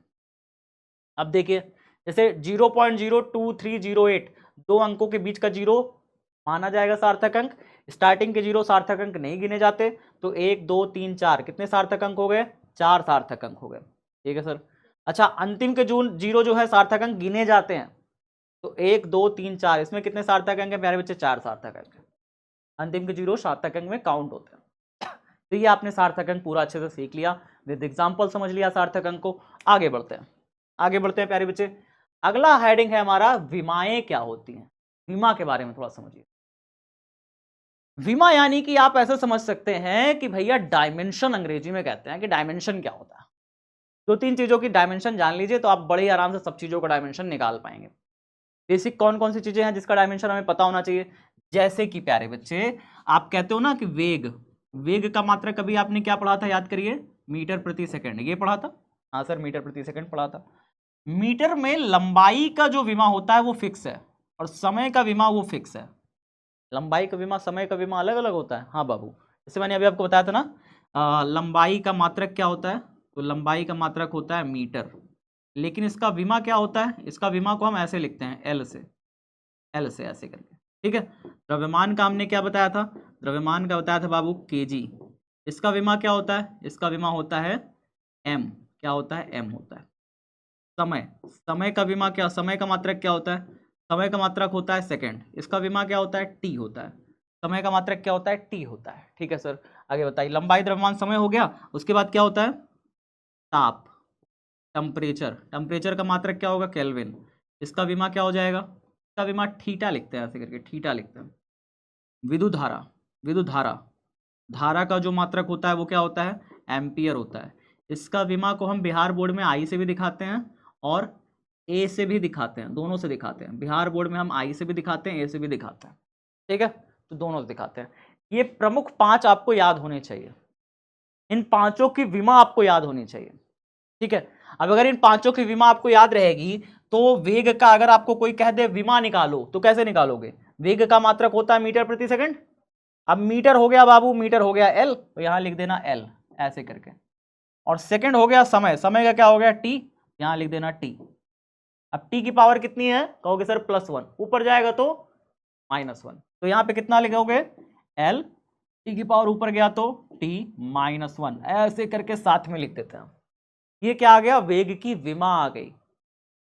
वेग की क्या आ गई? विमा आ गई प्यारे बच्चे। तो इस तरीके से वेग की विमा निकालते हैं। वेग की विमा कैसे निकाली? लंबाई बटे में समय, m0, देखो यहां पे m नहीं है, m नहीं है, जब कहीं पे m नहीं होता प्यारे बच्चे, मान लो किसी में m नहीं है ना, जब हम ये तो आपने विमा निकाली, समझो मेरी बात को समझो, ये आपने वेग की क्या निकाल दी प्यारे बच्चे? वेग की विमा निकाल दी। और विमा कितनी निकली? विमा निकली हमारे पास LT-1। लेकिन अगर मैं आपसे कहूं वेग का विमीय समीकरण निकालिए, वेग का क्या निकालिए? विमीय समीकरण बताइए। तो विमीय समीकरण पता है क्या होता है? विमीय समीकरण क्या होता है? विमीय समीकरण में हम MLT साथ में लिखते हैं। विमीय समीकरण में हम MLT तीनों साथ में लिखते हैं, क्रम ऐसे ही रहेगा, पहले M फिर L फिर T। अच्छा, लेकिन विमा को देखकर अगर हम विमीय समीकरण बताएं तो कह देंगे इसमें तो M है ही नहीं, तो M को 0 कर दो, L है पावर 1, T है पावर -1। तो विमा को देख के विमीय समीकरण बनाया जाता है। अगर कोई चीज है तो ठीक है, कोई चीज नहीं है तो इसकी पावर 0 करिए। बात समझ में आया? तो इस तरीके से विमा और विमीय समीकरण में थोड़ा सा अंतर है, ध्यान से देखिए। यहाँ पे इसका विमीय समीकरण कितना लिखा है? m0 l1 t-1, वेग का विमीय समीकरण लिख गया। इसी प्रकार से बल, बल का फॉर्मूला होता है द्रव्यमान गुणे त्वरण, इससे हम लोग निकालते हैं, ठीक है। तो आपने विमा क्या समझा? विमा क्या समझा अभी तक? अभी तक आपने समझा विमा क्या होता है? एक प्रकार की घात है, एक प्रकार की क्या है? पावर है, जो चढ़ा रहे हो आप, पावर ही तो है जो आप भौतिक राशि पर क्या कर रहे हो? चढ़ा रहे हो, समय पर चढ़ा रहे हो, मूल राशियों पर आप चढ़ा रहे हो पावर, मूल राशियों पर पावर चढ़ा रहे हो, यही तो है विमा, है ना। जैसे देखिए यहाँ पे क्या लिखा है? किसी भौतिक राशि को मूल राशियों के रूप में व्यक्त करना क्या कहलाता है? विमाएं कहलाता है। या किसी भौतिक राशि के ऊपर चढ़ाई गई घातें क्या कहलाएंगी? विमाएं कहलाएंगी, ठीक है। तो विमा ये हो गया प्यारे बच्चे। अब बात आती है कि सर कि त्वरण का अगर मैं निकालने कहूं तो त्वरण का कैसे निकलेगा? जैसे देखो अभी मैंने आपको बताया, जैसे मैंने अभी आपको बताया कि अगर कोई पूछे विमीय समीकरण क्या होता है, विमीय सूत्र क्या होता है, तो विमीय समीकरण और विमीय सूत्र में क्या अंतर है? ध्यान से देख लेना। वही अंतर जैसे मैंने अभी आपको विमा बताया, तो विमा विमीय सूत्र हो गया, और विमीय समीकरण में MLT तीनों के पदों में लिखा जाएगा, MLT तीनों के पदों में लिखा जाएगा, और विमा तो विमीय सूत्र हो ही गया, है ना। चलो अभी देखो विमीय सूत्र क्या होता है? किसी राशि को मूल राशि के घातों के रूप में लिखना विमीय सूत्र कहलाएगा। मूल राशि के घात लगा दिया, समय का घात लगा दिया, लंबाई का घात लगा दिया, ये सब क्या हो गया? विमीय सूत्र हो गया। विमीय समीकरण अलग है।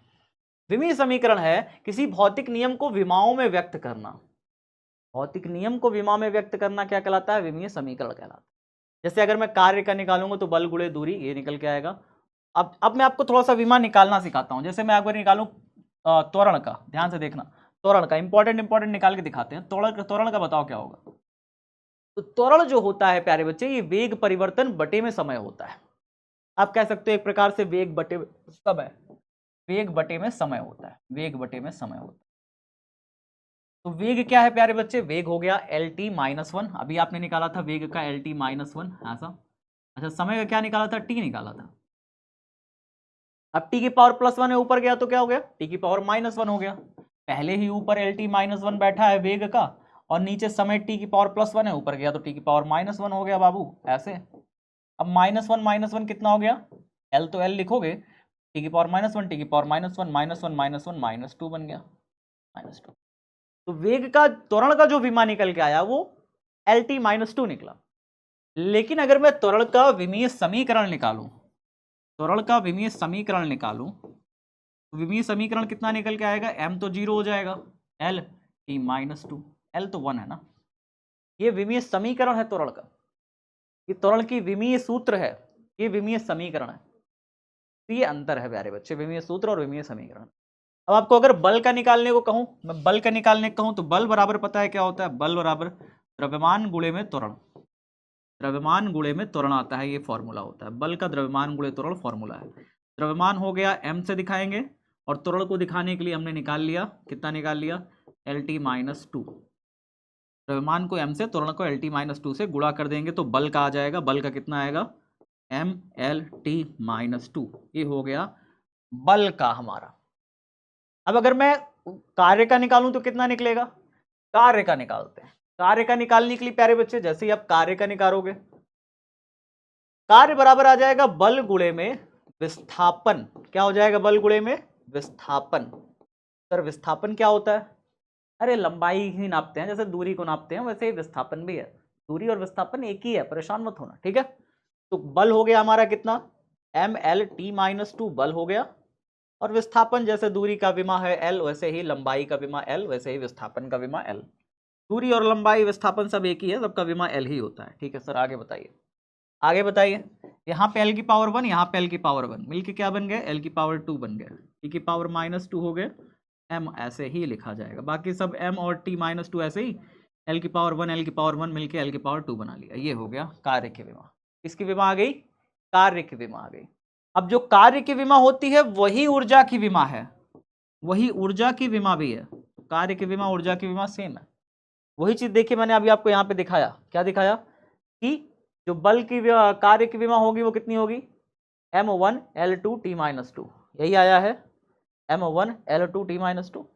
और आगे देखिए क्या लिखा है, आगे देखिए क्या लिखा है, ऊर्जा का विमीय सूत्र भी यही है, जो कार्य का विमीय सूत्र है यही ऊर्जा का विमीय सूत्र है। कैसे निकाला गया आप समझ पा रहे हो, किसी भी चीज की विमा कैसे निकाली जा रही है उसके फॉर्मूले से समझ पा रहे हो। अगर आपको किसी चीज का फॉर्मूला याद है, किसी चीज का मात्रक पता है, उसका विमीय सूत्र आप बड़े आराम से निकाल सकते हो, ठीक है। चलिए सर, हमने डन सीख लिया। अब बात आती है कि विमा का उपयोग कहाँ पे आता है, हम विमा क्यों पढ़ें सर, क्या उपयोग है इसका, ठीक है ना, इसका उपयोग क्या है जीवन में। तो विमीय विश्लेषण और इसका अनुप्रयोग सीख लीजिए। सबसे पहले परिभाषा, विमाओं का उपयोग करके समीकरणों की सत्यता जांचना। विमाओं का उपयोग करके आप किसी दिए गए समीकरण की सत्यता जांच सकते हो। मतलब सर जैसे मान लो मेरे पास समीकरण दिया है v बराबर u प्लस at, गति का पहला समीकरण है प्यारे बच्चे, आपने कक्षा 9 में पढ़ा होगा। तो गति के पहला समीकरण में बाएं पक्ष की विमा कितनी है, दाएं पक्ष की विमा कितनी है, इसकी विमा कितनी है। एक है विमाओं का समांगता का सिद्धांत होता है, जिसमें कहा जाता है कि कोई दो राशियां देखो जुड़ रही हैं, जैसे u जुड़ रहा है किसके साथ, at के साथ जुड़ रहा है, तो यहां पर at की जो विमा होगी वो u की विमा होगी।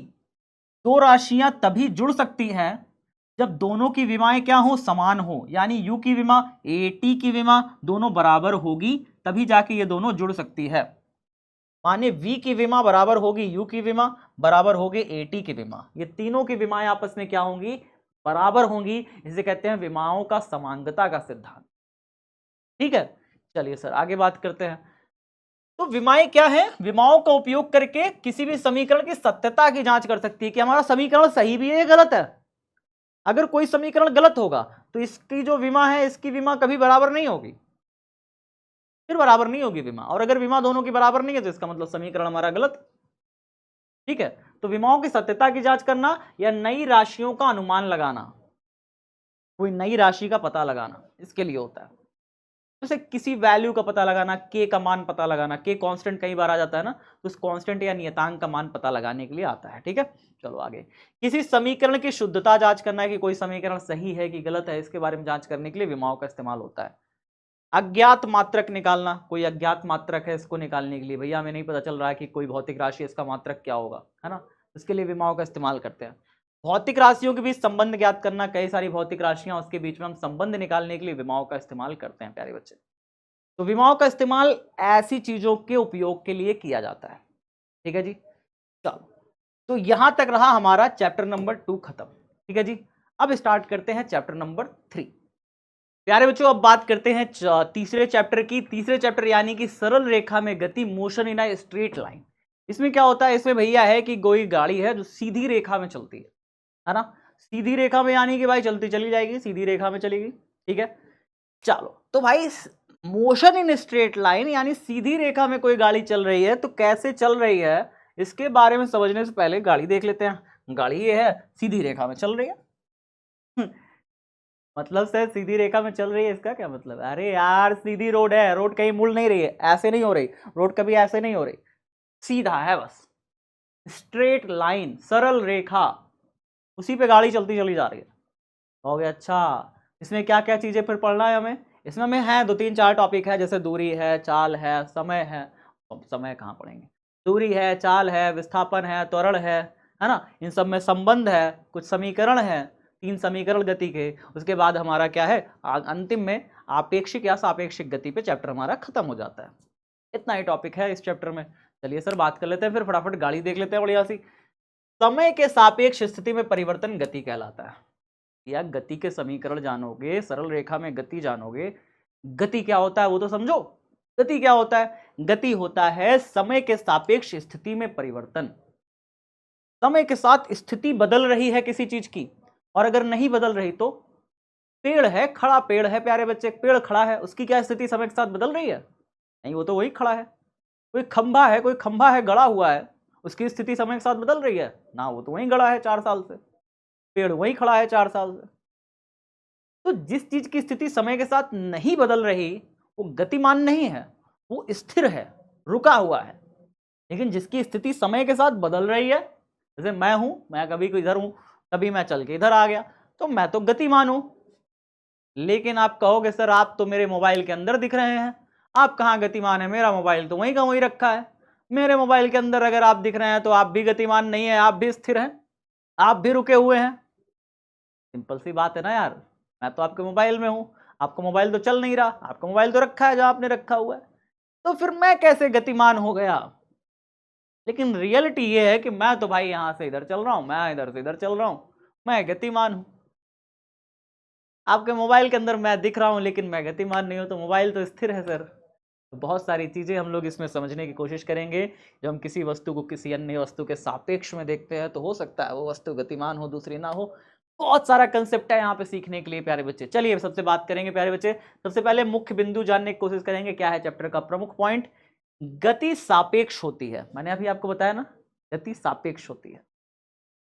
मैं यहाँ गति कर रहा हूँ, लेकिन आप मुझे अपने मोबाइल में देख रहे हैं और आपका मोबाइल तो स्थिर है, तो आप ये कह सकते हैं सर आप गति नहीं कर रहे हैं, क्योंकि मेरे मोबाइल तो गति नहीं कर रहा।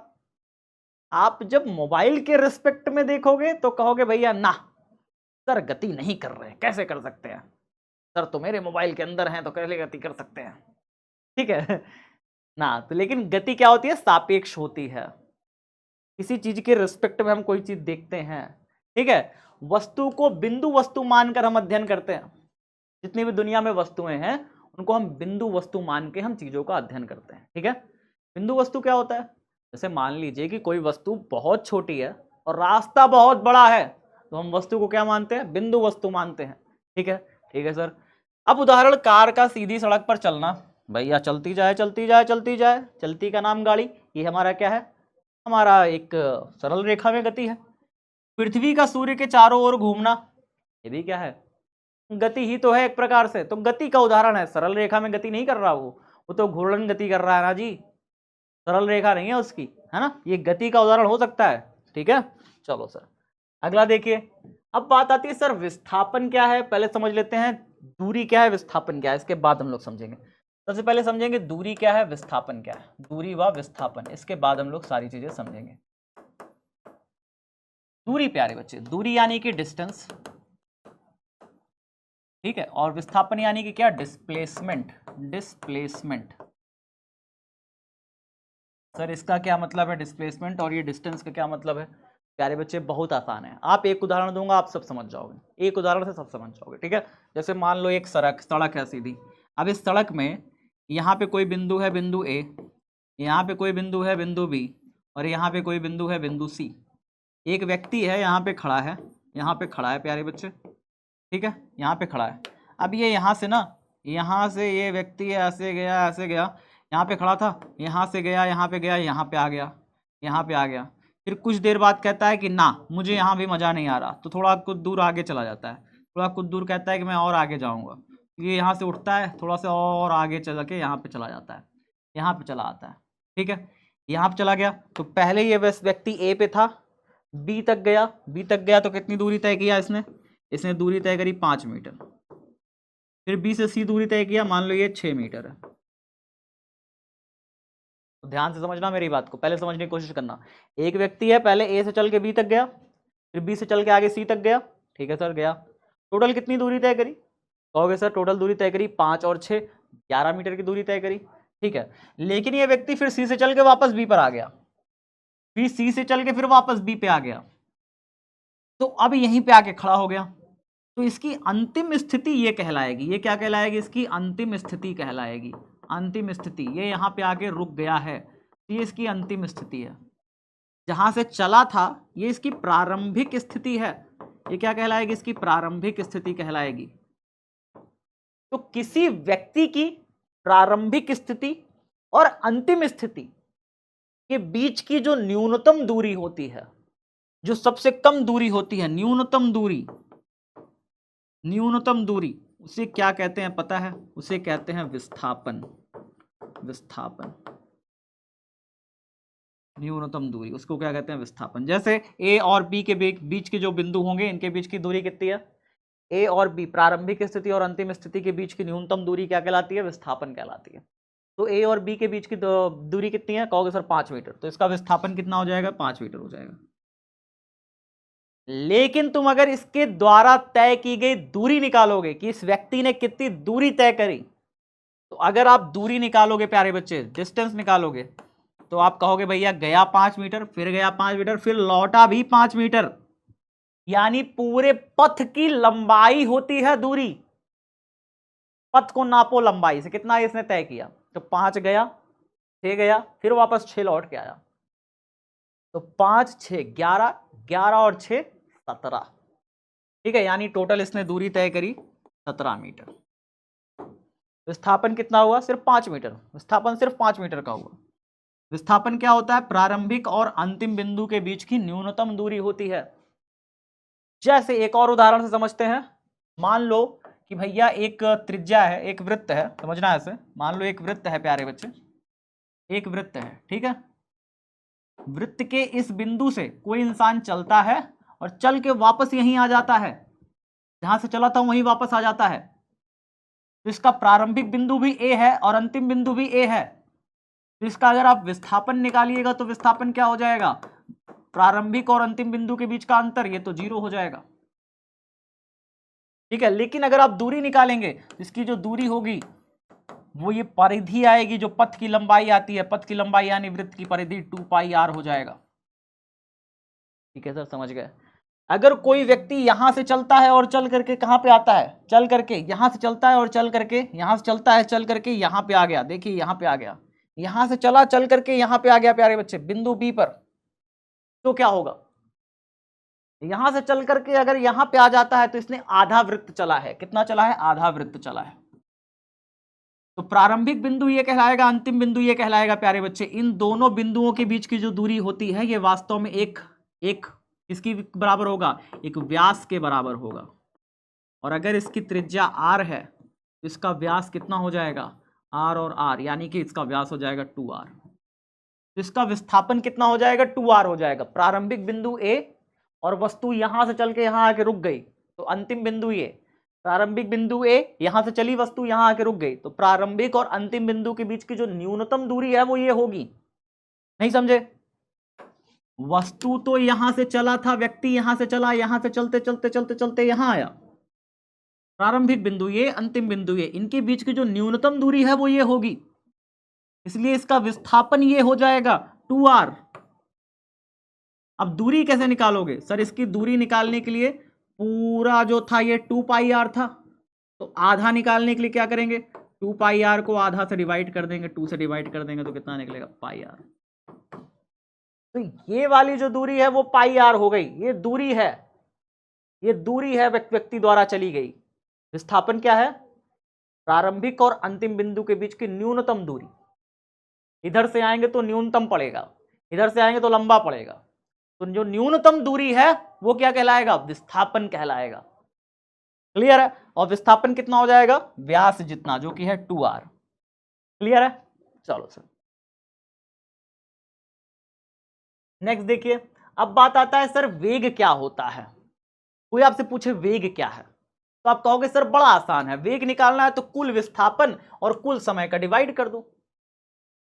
यानी अगर आपको वेग निकालना है, किसी चीज का वेलोसिटी निकालना है, तो वेलोसिटी निकालने के लिए क्या करना होगा? आपको करना है कि कुल विस्थापन, कितना विस्थापन हुआ और कितना समय लगा, कितना समय लगा, उससे डिवाइड कर दो।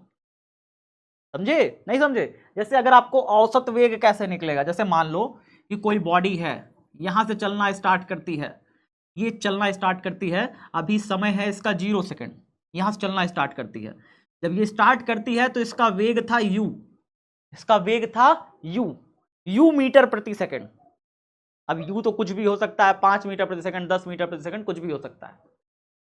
हम मान ले रहे हैं कि जब भी कोई बॉडी चलना स्टार्ट कर रही है तो उसका एक वेग है, उसका क्या है? एक वेग है, उस किसी वेग से चल रही है। तब हम घड़ी का टाइमर ऑन करते हैं। बॉडी, ये देखो दो चीजें हो सकती हैं, या तो बॉडी रुकी रहे और चलना स्टार्ट करे। जब कोई बॉडी रुकी से चलना स्टार्ट करती है तो उसका प्रारंभिक वेग हम 0 मान लेते हैं, उसका स्टार्टिंग पॉइंट जो वेग है उसको हम 0 मान लेते हैं। लेकिन अगर कोई बॉडी पहले से ही चल रही हो और फिर हम वहां पे टाइमर ऑन कर दें, घड़ी ऑन कर दें, अब देखते हैं कि बी तक पहुंचने में वो कितने दूरी तक चलेगी। मतलब ये ए है, ये बी है।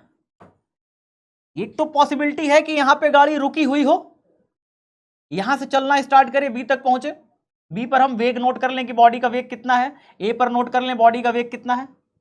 एक पॉसिबिलिटी ये हो सकती है। दूसरी पॉसिबिलिटी ये हो सकती है कि भैया कोई बॉडी जो चल रही है, कोई बॉडी जो चल रही है उसका वेग पहले हम शुरुआत में देख लेंगे, शुरुआत में वो कितना वेग से चल रही है, शुरुआत में वो कितना वेग से चल रही है वो हम देख लें, ठीक है। और जब अंतिम में यहां पे पहुंचे तो वो कितना वेग से पहुंची है उसका हम वेग नोट कर लें। ये हो सकता है, दो चीजें हो सकती हैं, ठीक है सर।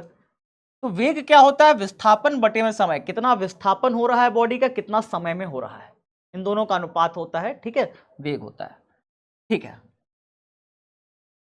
लेकिन सर ये बताइए, विस्थापन अलग अलग भी होता है समय के साथ? बिल्कुल होता है प्यारे बच्चे। जैसे मान लीजिए कि कोई बॉडी 4 मीटर 2 सेकंड में 4 मीटर विस्थापित हुई, फिर अगले 2 सेकंड में वो 8 मीटर विस्थापित हो गई, तब फिर क्या होगा? मान लो कोई बॉडी पहले 2 सेकंड में 4 मीटर विस्थापित हुई, फिर अगले 2 सेकंड में वो 8 मीटर विस्थापित हो गई, तो उसका वेग तो बढ़ा ना, उसका वेग बढ़ गया कि नहीं बढ़ गया? बात तो समझो। मान लो पहले 2 सेकंड में कोई बॉडी विस्थापित हुई 4 मीटर, फिर अगले 2 सेकंड में कोई बॉडी विस्थापित हो गई 8 मीटर, 8 मीटर विस्थापित हो गई, 8 मीटर विस्थापन हो गया उसका। तो पहले वेग निकालोगे तो वेग क्या आ जाएगा? 4/2, यानी कि वेग आ गया 2 मीटर प्रति सेकंड।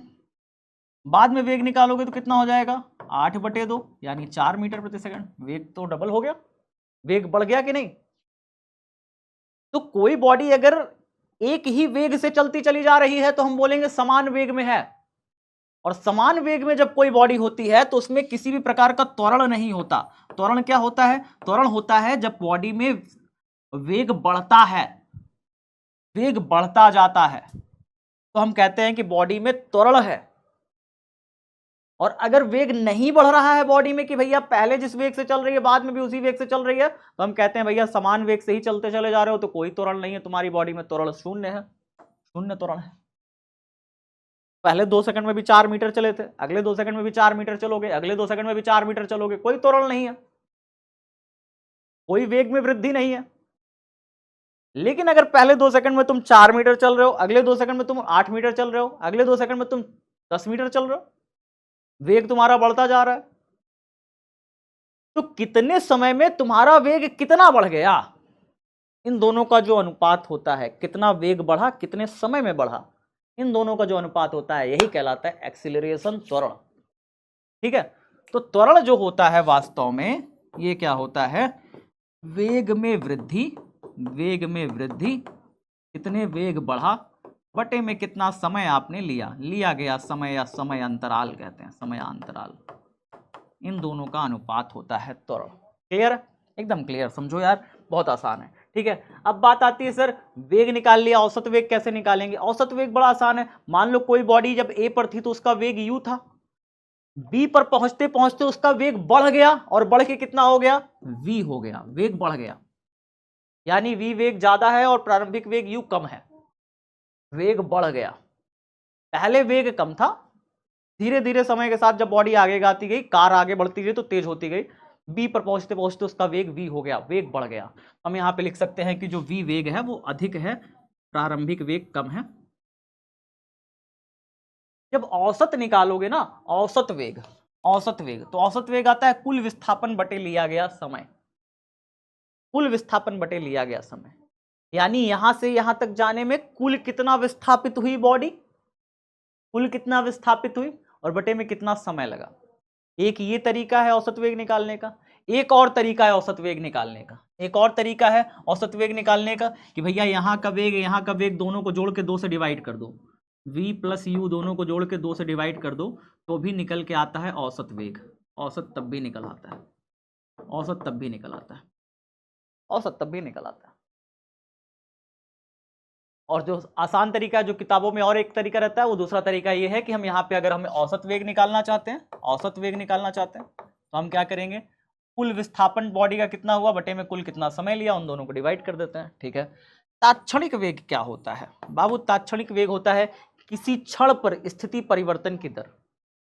जैसे मैं कहूं कि भैया थोड़ा सा समय लिया, तो समय आपका बहुत छोटा सा हो, एकदम थोड़े समय 0.02 सेकंड में बॉडी कितना दूरी चल गई, 0.02, एकदम बहुत छोटे से समय में कितना दूरी बॉडी चल गई, थोड़े से समय में बॉडी ने कितनी दूरी तय करी, उसे हम कहते हैं तात्क्षणिक, उसे हम कहते हैं तात्क्षणिक वेग, तात्क्षणिक वेग। तो तात्क्षणिक वेग अगर कोई कहे तो क्या कहिएगा, किसी क्षण पर स्थिति परिवर्तन की दर, यानी थोड़ा से समय में कितना दूरी चला। तो दूरी चला मान लो dx, dx विस्थापन हुआ, dx क्या है? सूक्ष्म विस्थापन, dx क्या है? सूक्ष्म विस्थापन, थोड़ा सा विस्थापन हुआ, ये है dx है, ठीक है सर। और dt क्या है? सूक्ष्म समय, यानी थोड़ा सा समय लगा, ये सूक्ष्म समय है, थोड़े से समय में थोड़ा सा विस्थापन हुआ बॉडी का, ये क्या कहलाएगा? ये क्या कहलाएगा? तात्क्षणिक वेग कहलाएगा। भैया थोड़े से समय में थोड़ा सा क्या हुआ, बॉडी विस्थापित हो गई, थोड़े से समय में थोड़ा सा विस्थापन हुआ, dx विस्थापन हुआ dt समय में। dt क्या है? सूक्ष्म समय। 0.02 सेकंड में बॉडी कितनी दूरी चली गई? बॉडी मान लो 10 मीटर चली गई, हम क्या करेंगे, 10 बटे 0.02 डिवाइड कर देंगे, वही क्या कहलाएगा? तात्क्षणिक वेग कहलाता है किसी भी बॉडी का। तो किसी भी बॉडी का तात्क्षणिक वेग क्या होता है? बहुत ही सूक्ष्म समय में बॉडी द्वारा चली गई दूरी, क्या कहलाएगा? तात्क्षणिक वेग कहलाएगा। एकदम सिंपल है, एकदम सिंपल है। ठीक है, ठीक है सर, समझ गए। अब बात आती है चाल क्या होता है। तो वेग का ही परिमाण ले लेते हैं, चाल हो जाता है। जैसे वेग क्या होता है, तो प्यारे बच्चे वेग में ना दिशा भी शामिल है, वेग में दिशा भी शामिल है। अगर आपसे कोई कहता है कि वेग किसी बॉडी का भैया 4 मीटर चल रहा है, 1 सेकंड में चल रहा है, तो 4 मीटर प्रति सेकंड क्या हो जाएगा? उसका वेग हो गया। कोई बॉडी अगर 1 सेकंड में 4 मीटर चल रही है, इसका मतलब 4 मीटर प्रति सेकंड उस बॉडी का वेग है। बात समझ में आ रहा है ना? 4 मीटर प्रति सेकंड उसका वेग है। इसमें दिशा भी बतानी पड़ेगी, यानी कि वेग बताते समय आपको दिशा भी बतानी पड़ेगी कि कोई बॉडी 4 मीटर प्रति सेकंड चल रही है, किधर चल रही है? पूरब चल रही है, पश्चिम चल रही है, उत्तर चल रही है, दक्षिण चल रही है, किधर चल रही है? तो भैया 4 मीटर प्रति सेकंड पूर्व की ओर चल रही है। यानी परिमाण के साथ साथ जब आप क्या बताते हो, दिशा भी बताते हो, तो कोई चीज अगर आपको मिलती है तो वो कहलाती है सदिश राशि। क्या कहलाती है? सदिश राशि। यानी वेग हमारी कैसी है? सदिश राशि है। इसमें आप परिमाण बताते हो कि बॉडी इतने मीटर प्रति सेकंड की स्पीड से चल रही है। हमारी कार है 4 मीटर प्रति सेकंड की स्पीड से चल रही है, किधर चल रही है? पूरब की तरफ चल रही है। ये क्या हो गया? कार का वेग हो गया। इसमें हमने परिमाण बताया, दिशा बताई। लेकिन प्यारे बच्चे, अगर हम किसी भी बॉडी का सिर्फ परिमाण भर बताएं, भैया 4 मीटर प्रति सेकंड की स्पीड से चल रही है, दिशा उसा हम नहीं बताएंगे, पूरब चल रही है, पश्चिम चल रही है। तो अगर सिर्फ परिमाण बताते हो, दिशा नहीं बताते, सिर्फ परिमाण बताते हो तो वो होता है अदिश राशि। कैसी राशि? अदिश राशि। और अगर तुम वेग का सिर्फ परिमाण बताओगे तो वो वेग नहीं कहलाएगा, वो कहलाएगा चाल। क्या कहलाएगा? चाल। वेग का परिमाण क्या होता है? चाल कहलाता है। चाल कहलाता है। और चाल बराबर होता है प्यारे बच्चे दूरी बटे में समय। कितनी दूरी तय करा, कितना समय लिया, इन दोनों का डिवाइड कर देते हैं, निकल आता है चाल। चाल एक अदिश राशि है, वेग एक सदिश राशि है। चाल में हम दिशा की बात नहीं करते क्योंकि अदिश है। वेग में हम दिशा की भी बात करते हैं। भैया 4 मीटर प्रति सेकंड पूरब की तरफ चल रहे हैं, ठीक है। तो हम जब वेग में दिशा की भी बात करते हैं 4 मीटर प्रति सेकंड पूरब की तरफ, यानी परिमाण के साथ साथ दिशा की भी बात होगी तो सदिश राशि होगी। जिसमें परिमाण की बात हो दिशा की बात ना हो अदिश राशि कहलाती है। अदिश राशि हमारा चाल है, दूरी है, समय है, ये सब अदिश राशि है। जैसे वेग है, बल है, त्वरण है, त्वरण भी एक प्रकार की सदिश राशि है। ये सब सदिश राशि कहलाती है, ठीक है। चलो सर डन है, आगे बताइए। आगे हमारे पास है त्वरण। अब बात आ गई त्वरण की। सर ये त्वरण क्या होता है? हमने अभी तो बताया वेग परिवर्तन की दर।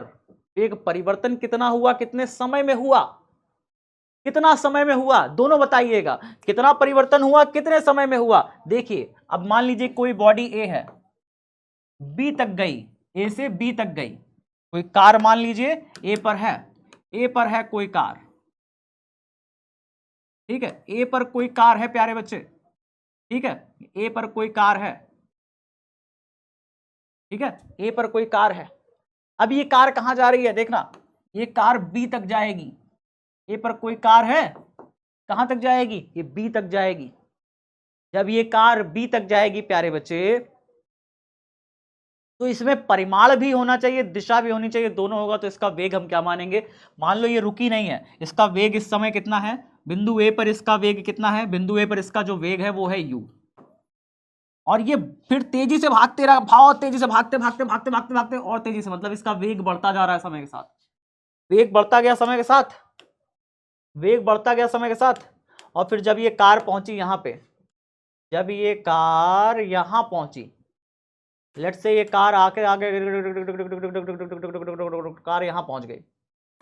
जब ये कार यहां पहुंच गई बिंदु बी पर, बिंदु बी पर जब कार पहुंच गई, ए से बी पर पहुंच गई, तो यहां पे तो इसका वेग u था, रुकी नहीं थी, ये चल रही थी। जैसे ही बिंदु ए पर नापा तो इसका वेग u था, और तेजी से गई बिंदु बी पर, इसका वेग v हो गया। समझो, तेजी से आ रही थी। बिंदु ए एक शहर था, मान लो यहाँ पे एक शहर है, शहर पड़ रहा है मान लो पटना, मान लो अभी पटना में मान लो जा रही थी तेजी से, हमने नापा पटना में ये थी यू चाल से, आगे पहुंची भागलपुर पहुंच गई, भागलपुर में इसकी चाल वी हो गई। भागलपुर में इसकी चाल कितनी है? वी। भागलपुर में नापा तो इसकी चाल बढ़ी हुई थी, पटना में नापा इसकी चाल कम थी, भागलपुर में नापा इसकी चाल बढ़ी हुई थी। इसकी चाल क्या थी? बढ़ी हुई थी। तो इसकी चाल बढ़ गई, आप कह सकते हो वेग बढ़ गया, ठीक है। और पटना से भागलपुर पहुंचने में मान लो समय लगा टी। समय कितना लगा? समय लगा टी। पटना से भागलपुर पहुंचते समय दूरी भी तो कुछ तय किए होगे, कितनी दूरी तय की है? एस दूरी तय किया। जो दूरी तय करते हैं उसे हम एस बोलते हैं। पटना से भागलपुर तो कुछ जितनी दूरी तय किया उसे हम बोलेंगे एस। पटना से भागलपुर पहुंचते समय उसकी कितनी हुई? समय लिया उसने टी, ठीक है। पटना में नापा उसका चाल था यू। पटना से भागलपुर पहुंचते समय तेजी से गाड़ी भाग रही थी, भागलपुर में उसकी चाल हो गई वी। चाल बढ़ी है, भागलपुर में उसकी चाल क्या है? बढ़ी है। तो हम यहाँ पे लिखेंगे भैया वी जो है बढ़ा है, यू कम था। पटना में उसकी चाल कम थी, भागलपुर में उसकी चाल ज्यादा थी, ठीक है। Done sir done. अब बात आती है प्यारे बच्चे कि त्वरण क्या होता है। फिर त्वरण क्या होता है? जैसे देख रहे हो ना, हवा फायर में एक गाड़ी भागे जा रही है घर्र तेजी से, वही है त्वरण। त्वरण क्या होता है? मान लो भैया कि यहाँ पे जो चाल थी, वेग परिवर्तन, त्वरण पहले समझ लो, फॉर्मूला, फॉर्मूला समझ लोगे सब समझ लोगे। वेग में होने वाला परिवर्तन, वेग में होने वाला परिवर्तन बटे में लिया गया समय, यानी समय, कितना समय लगा। अब वेग में परिवर्तन कैसे निकालोगे वो तो बताओ। किसी चीज में परिवर्तन कैसे निकालते हैं प्यारे बच्चे? पहले ये बताओ, परिवर्तन किसी चीज में कैसे निकालते हो? किसी चीज में आप परिवर्तन कैसे निकालते हो? हम ये मान लेते हैं चलो कि हम यहाँ पे थी 50 मीटर प्रति सेकंड चाल, यहाँ पर थी भैया 80 मीटर प्रति सेकंड चाल। बताओ कितना परिवर्तन आया वेग में? वेग में परिवर्तन कितना आया? अब निकाल लोगे? आप तो निकाल लेंगे गुरुजी। यहाँ पे 50 मीटर, वहां पे 80 मीटर, 80 में से 50 घटा देंगे, आ जाएगा। यानी कि v में से u घटा दे तो वेग परिवर्तन आ जाएगा। हाँ सर आ जाएगा। वेग परिवर्तन निकालने के लिए v में से u को घटाना पड़ेगा, उसमें से इसको घटा देंगे, वेग परिवर्तन आ जाएगा। बटे में लिया गया समय कितना है, समय लिया गया t हो गया। त्वरण को हम a से दिखाते हैं, तो a बराबर फॉर्मूला बना v माइनस यू अपॉन में t। ये आया प्यारे बच्चे त्वरण का फॉर्मूला। त्वरण का फॉर्मूला ये होता है, इसका मात्रक होता है मीटर प्रति सेकंड स्क्वायर। इसकी जो विमा होती है LT माइनस 2 होती है, निकाल चुके हैं पीछे आपको, ठीक है। सदिश राशि है ये। चलिए ठीक है सर, समझ गए। अब एक तो ये हो सकता है, दूसरा ये हो सकता है, ध्यान से देखना, इसमें 3 चीजें हो सकती हैं। अगर यहाँ पे 50 मीटर प्रति सेकंड की स्पीड से चल रही है, यहाँ 80 हो गई, तो वेग बढ़ गया। वेग बढ़ गया तो जो त्वरण आएगा वो पॉजिटिव आएगा, यानी धनात्मक त्वरण है, पॉजिटिव है, धनात्मक त्वरण आएगा। लेकिन अगर यहाँ 50 मीटर प्रति सेकंड चल रही थी, भागलपुर में धीमे हो गई, 30 मीटर प्रति सेकंड हो गई, तो 30 में से 50 घटाएंगे, और 30 में से 50 घटाएंगे तो माइनस का 20 आएगा, यानी त्वरण कैसा हो जाएगा, नेगेटिव हो जाएगा, ऋणात्मक त्वरण हो जाएगा, ऋणात्मक त्वरण हो जाएगा। क्या बात है, यानी त्वरण क्या हो सकता है, धनात्मक भी हो सकता है। अगर वेग बढ़ रहा है तो धनात्मक त्वरण होगा, अगर वेग घट रहा है तो ऋणात्मक त्वरण हो जाएगा। ठीक है सर। अब अगर यहाँ 50 मीटर प्रति सेकंड पटना में थी, भागलपुर में भी 50 मीटर प्रति सेकंड निकली, तो दोनों का वेग जब परिवर्तन करोगे भैया, वहां भी 50 यहाँ भी 50, तो जीरो नहीं हो जाएगा, तो त्वरण हमारा क्या हो जाएगा, जीरो हो जाएगा। तो 3 प्रकार के त्वरण पॉसिबल हैं, या तो शून्य त्वरण हो सकता है, ऋणात्मक त्वरण हो सकता है, या धनात्मक त्वरण हो सकता है। तीनों मैंने आपको कंडीशन बता दी कब कब कौन कौन से होते हैं। ठीक है, तो त्वरण कितने हो सकते हैं, समय के सापेक्ष वेग परिवर्तन की दर, यानी a बराबर निकालोगे तो v माइनस यू अपॉन में t, ये क्या कहलाता है, त्वरण कहलाता है प्यारे बच्चे। ये धनात्मक हो सकता है जब वेग बढ़ रहा हो, ऋणात्मक होता है जब वेग घट रहा हो, और ऋणात्मक त्वरण को मंदन भी कहते हैं। एक होता है शून्य त्वरण, जब वेग स्थिर हो, यानी वेग बढ़ ही ना रहा हो, जितना पहले है उतना बाद में भी है, तो वेग स्थिर है ना, हर जगह वेग बराबर बराबर है, तो फिर कहाँ वेग बढ़ रहा है, त्वरण कहाँ है, नहीं है त्वरण। ठीक है सर। अब अगला जो है, इसमें जो मेन जरूरी चीज है वो ये है, अगर हम वेग समय का ग्राफ बताएं, ठीक है, जैसे यहां पे हम एक तरफ समय दिखा देते हैं, एक तरफ वेग दिखा दें, मान लो यहां समय दिखा दें और यहां पर हम क्या दिखा दें, वेग दिखा दें, वेग दिखा दें, इसका कोई ग्राफ बनाते हैं ना, ये ग्राफ क्या दर्शाता है, ये ग्राफ प्यारे बच्चे त्वरण दिखाता है, ये ग्राफ त्वरण दिखाता है। तो वेग समय का ग्राफ क्या दिखाता है, त्वरण दिखाता है, याद रखिएगा। v और t का ग्राफ क्या दिखाता है, इसकी प्रवणता क्या दिखाती है, त्वरण को दिखाती है। v और t ग्राफ के नीचे का क्षेत्रफल, इस ग्राफ के नीचे का क्षेत्रफल, जैसे मान लो कि ये ग्राफ आपने बना लिया, अब इसने ग्राफ ने कितना क्षेत्रफल घेरा, तो ये क्षेत्रफल 2 चीज दिखाता है, दूरी या विस्थापन को दिखाता है। वेग और समय का जो ग्राफ होता है, ये चली गई दूरी या फिर विस्थापन को दिखाता है। ठीक है सर। अब अगर कोई मैं आपको ऐसा एग्जांपल दे दूं कि v बराबर u प्लस ए टी गति का समीकरण, तो गति का समीकरण पहले आपको निकाल के दिखाते हैं, गति का समीकरण निकलेगा कैसे। ठीक है, गति का समीकरण पहले हम निकाल के दिखाते हैं ना, तभी ना आप समझ में आएगा कि गति का समीकरण निकलेगा कैसे। जैसे मान लीजिए हमारे पास एक फॉर्मूला अभी हमने वेग का निकाला था। वेग का फॉर्मूला हमने क्या निकाला, त्वरण का फॉर्मूला हमने क्या निकाला था, त्वरण का फॉर्मूला पहला समीकरण निकालने जा रहे हैं। त्वरण का फॉर्मूला आपने क्या निकाला था सर v माइनस यू, वेग परिवर्तन बटे में आपने समय लिया t, पटना से भागलपुर जाने में t समय लगा।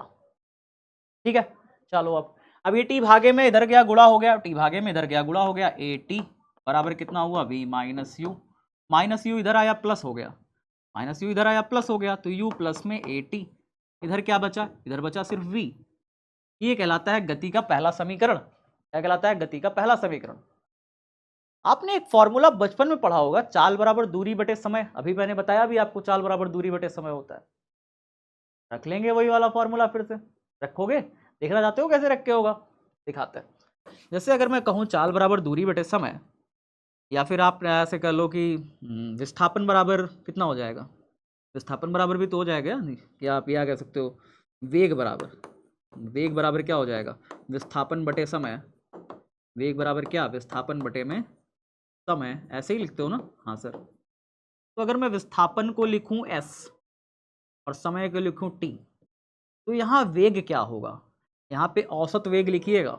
औसत वेग निकालने का ट्रिक हमने बताया था आपको। हाँ सर बताया तो था, v प्लस यू दोनों को जोड़ के जब हम 2 से भाग कर दे तो औसत वेग निकल आएगा। इधर हम विस्थापन को रखते हैं s और समय को रखेंगे t। t भागे में उधर क्या गुणा हो गया, इधर भागे में तो उधर जाएगा गुणा हो जाएगा। हाँ सर गुणा हो जाएगा, तो देखिए आगे क्या हो जाएगा, देखिएगा तो यहाँ पे कितना हो जाएगा प्यारे बच्चे, ध्यान से देखना, समझने की कोशिश करना, ठीक है। यहाँ से देखना t भागे में इधर क्या गुणा हो गया, तो क्या बना, ये बन जाएगा हमारा, t गुणा हो रहा है v प्लस यू बटे में 2, और यहाँ पे कितना हो जाएगा बराबर s, इधर बचा s। u की जगह पे यहाँ पे आप, अच्छा इस v की जगह पे ये भी तो रख सकते हो, v की जगह पे आपने रखा u प्लस ए टी, रखते हैं v की जगह पे u प्लस ए टी, रख दीजिए सर u की जगह पे, v की जगह पे u plus A T, plus में ये u है ही है बटे में 2 और साथ में t है बराबर s।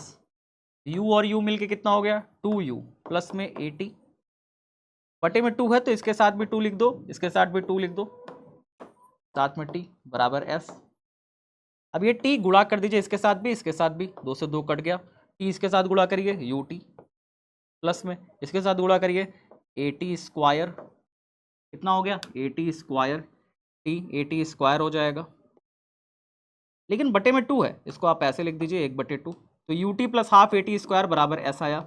ये गति का समीकरण दूसरा बना, ये गति का दूसरा समीकरण निकल के आया, इसे कहते हैं गति का दूसरा समीकरण, एस बराबर u t plus half a t square.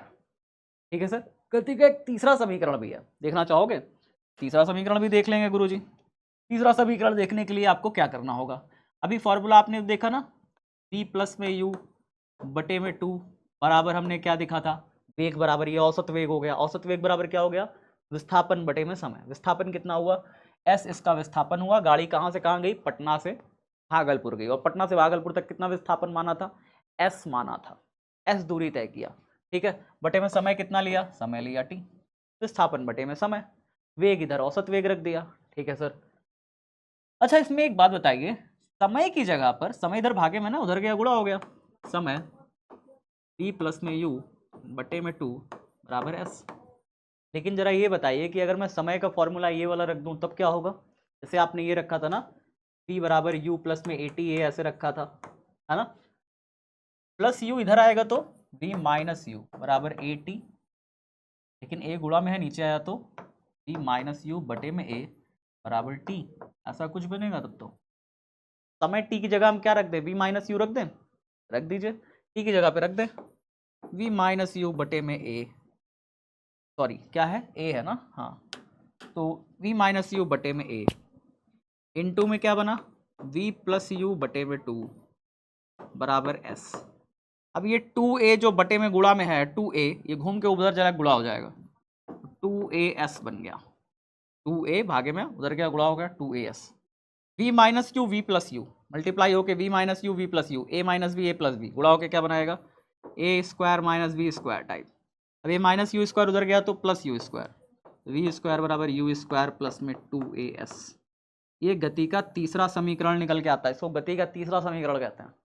तो गति के 3 समीकरण होते हैं प्यारे बच्चे, तीनों आपने देखे, कौन कौन से पढ़े आपने अभी तक, 3 समीकरण देखे। पहला था हमारा v बराबर u प्लस में ए टी, दूसरा आपने देखा s बराबर यू टी प्लस में हाफ ए टी स्क्वायर,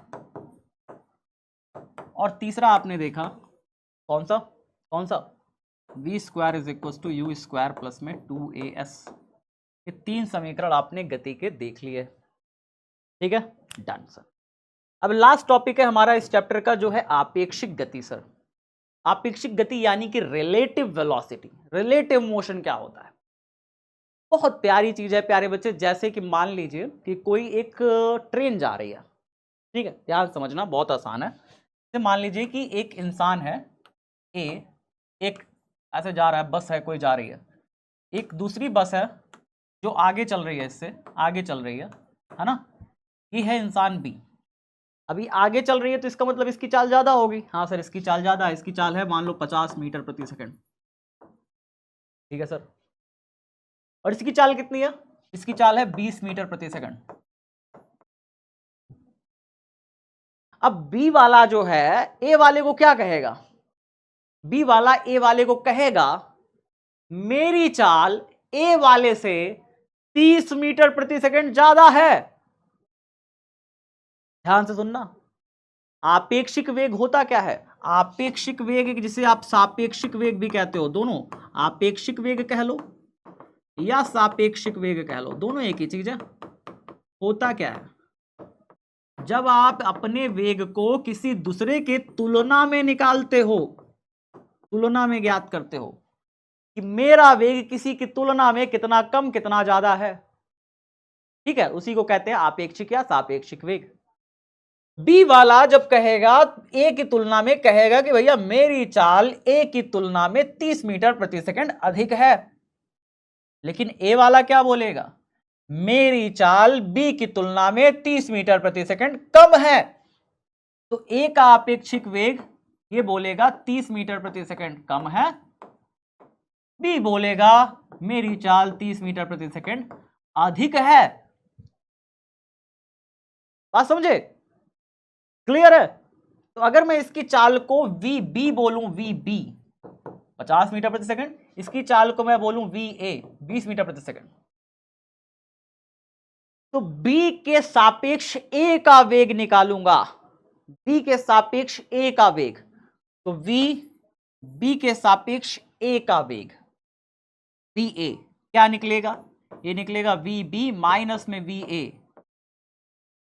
ऐसे निकलेगा कि भैया वी बी 50 मीटर प्रति सेकंड माइनस में वी ए 20 मीटर प्रति सेकंड, कितना हो जाएगा 30 मीटर प्रति सेकंड। यानी बी के सापेक्ष ए का वेग, सॉरी बी का वेग ए के सापेक्ष, ये क्या लिखा है, बी का वेग ए के सापेक्ष, बी का वेग ए के सापेक्ष, तो बी का वेग माइनस ए का वेग, ऐसे निकालते हैं। बी का वेग ए के सापेक्ष, अगर हम ए का वेग निकालें बी के सापेक्ष तब क्या लिखेंगे, हम कहेंगे भैया ए का वेग निकालना है बी के सापेक्ष, तो वी ए माइनस में वी बी, यानी ए का वेग 20 माइनस में 30, सॉरी 20 माइनस 50, कितना हो जाएगा माइनस का 30 मीटर प्रति सेकंड। यहां पे माइनस साइन क्या शो कर रहा है, माइनस साइन शो कर रहा है कि कम है वेग, माइनस साइन शो क्या कर रहा है कि कम है तुम्हारा वेग, क्लियर है, ये शो कर रहा है यहां पे माइनस साइन प्यारे बच्चे, ठीक है।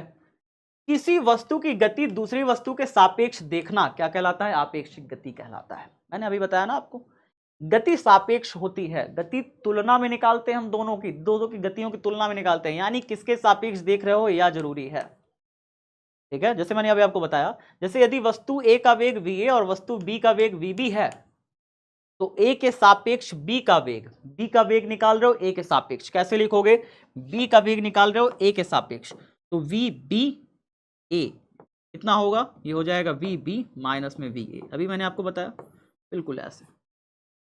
ये होता है प्यारे बच्चे सापेक्षिक वेग का कंसेप्ट, जो कि मैंने आपको सिखा दिया। इस तरीके से हमारा चैप्टर 3 कंप्लीट हुआ, जिसमें आपने क्या देख लिया इस वन शॉट में, आपने सारे कंसेप्ट सीख लिए, सारे आपने टॉपिक देख लिए, ठीक है, सब कुछ समझ लिया अच्छे से। उम्मीद करता हूँ आपको ये पूरा चैप्टर बहुत अच्छे से समझ में आया होगा, बहुत मज़ेदार लगा होगा। और कैसा लगा सारा सब्जेक्ट, सारा टॉपिक का रिवीजन देख करके कैसा लगा, उम्मीद करता हूँ बहुत मज़ा आया होगा। मिलता हूँ इसी प्रकार की अगली 3 चैप्टर की वीडियोस की वन शॉट में आप सभी से। तब तक सभी साथी अपना खूब ख्याल रखिए। Love you everyone, bye bye, take care, जय हिंद, जय भारत।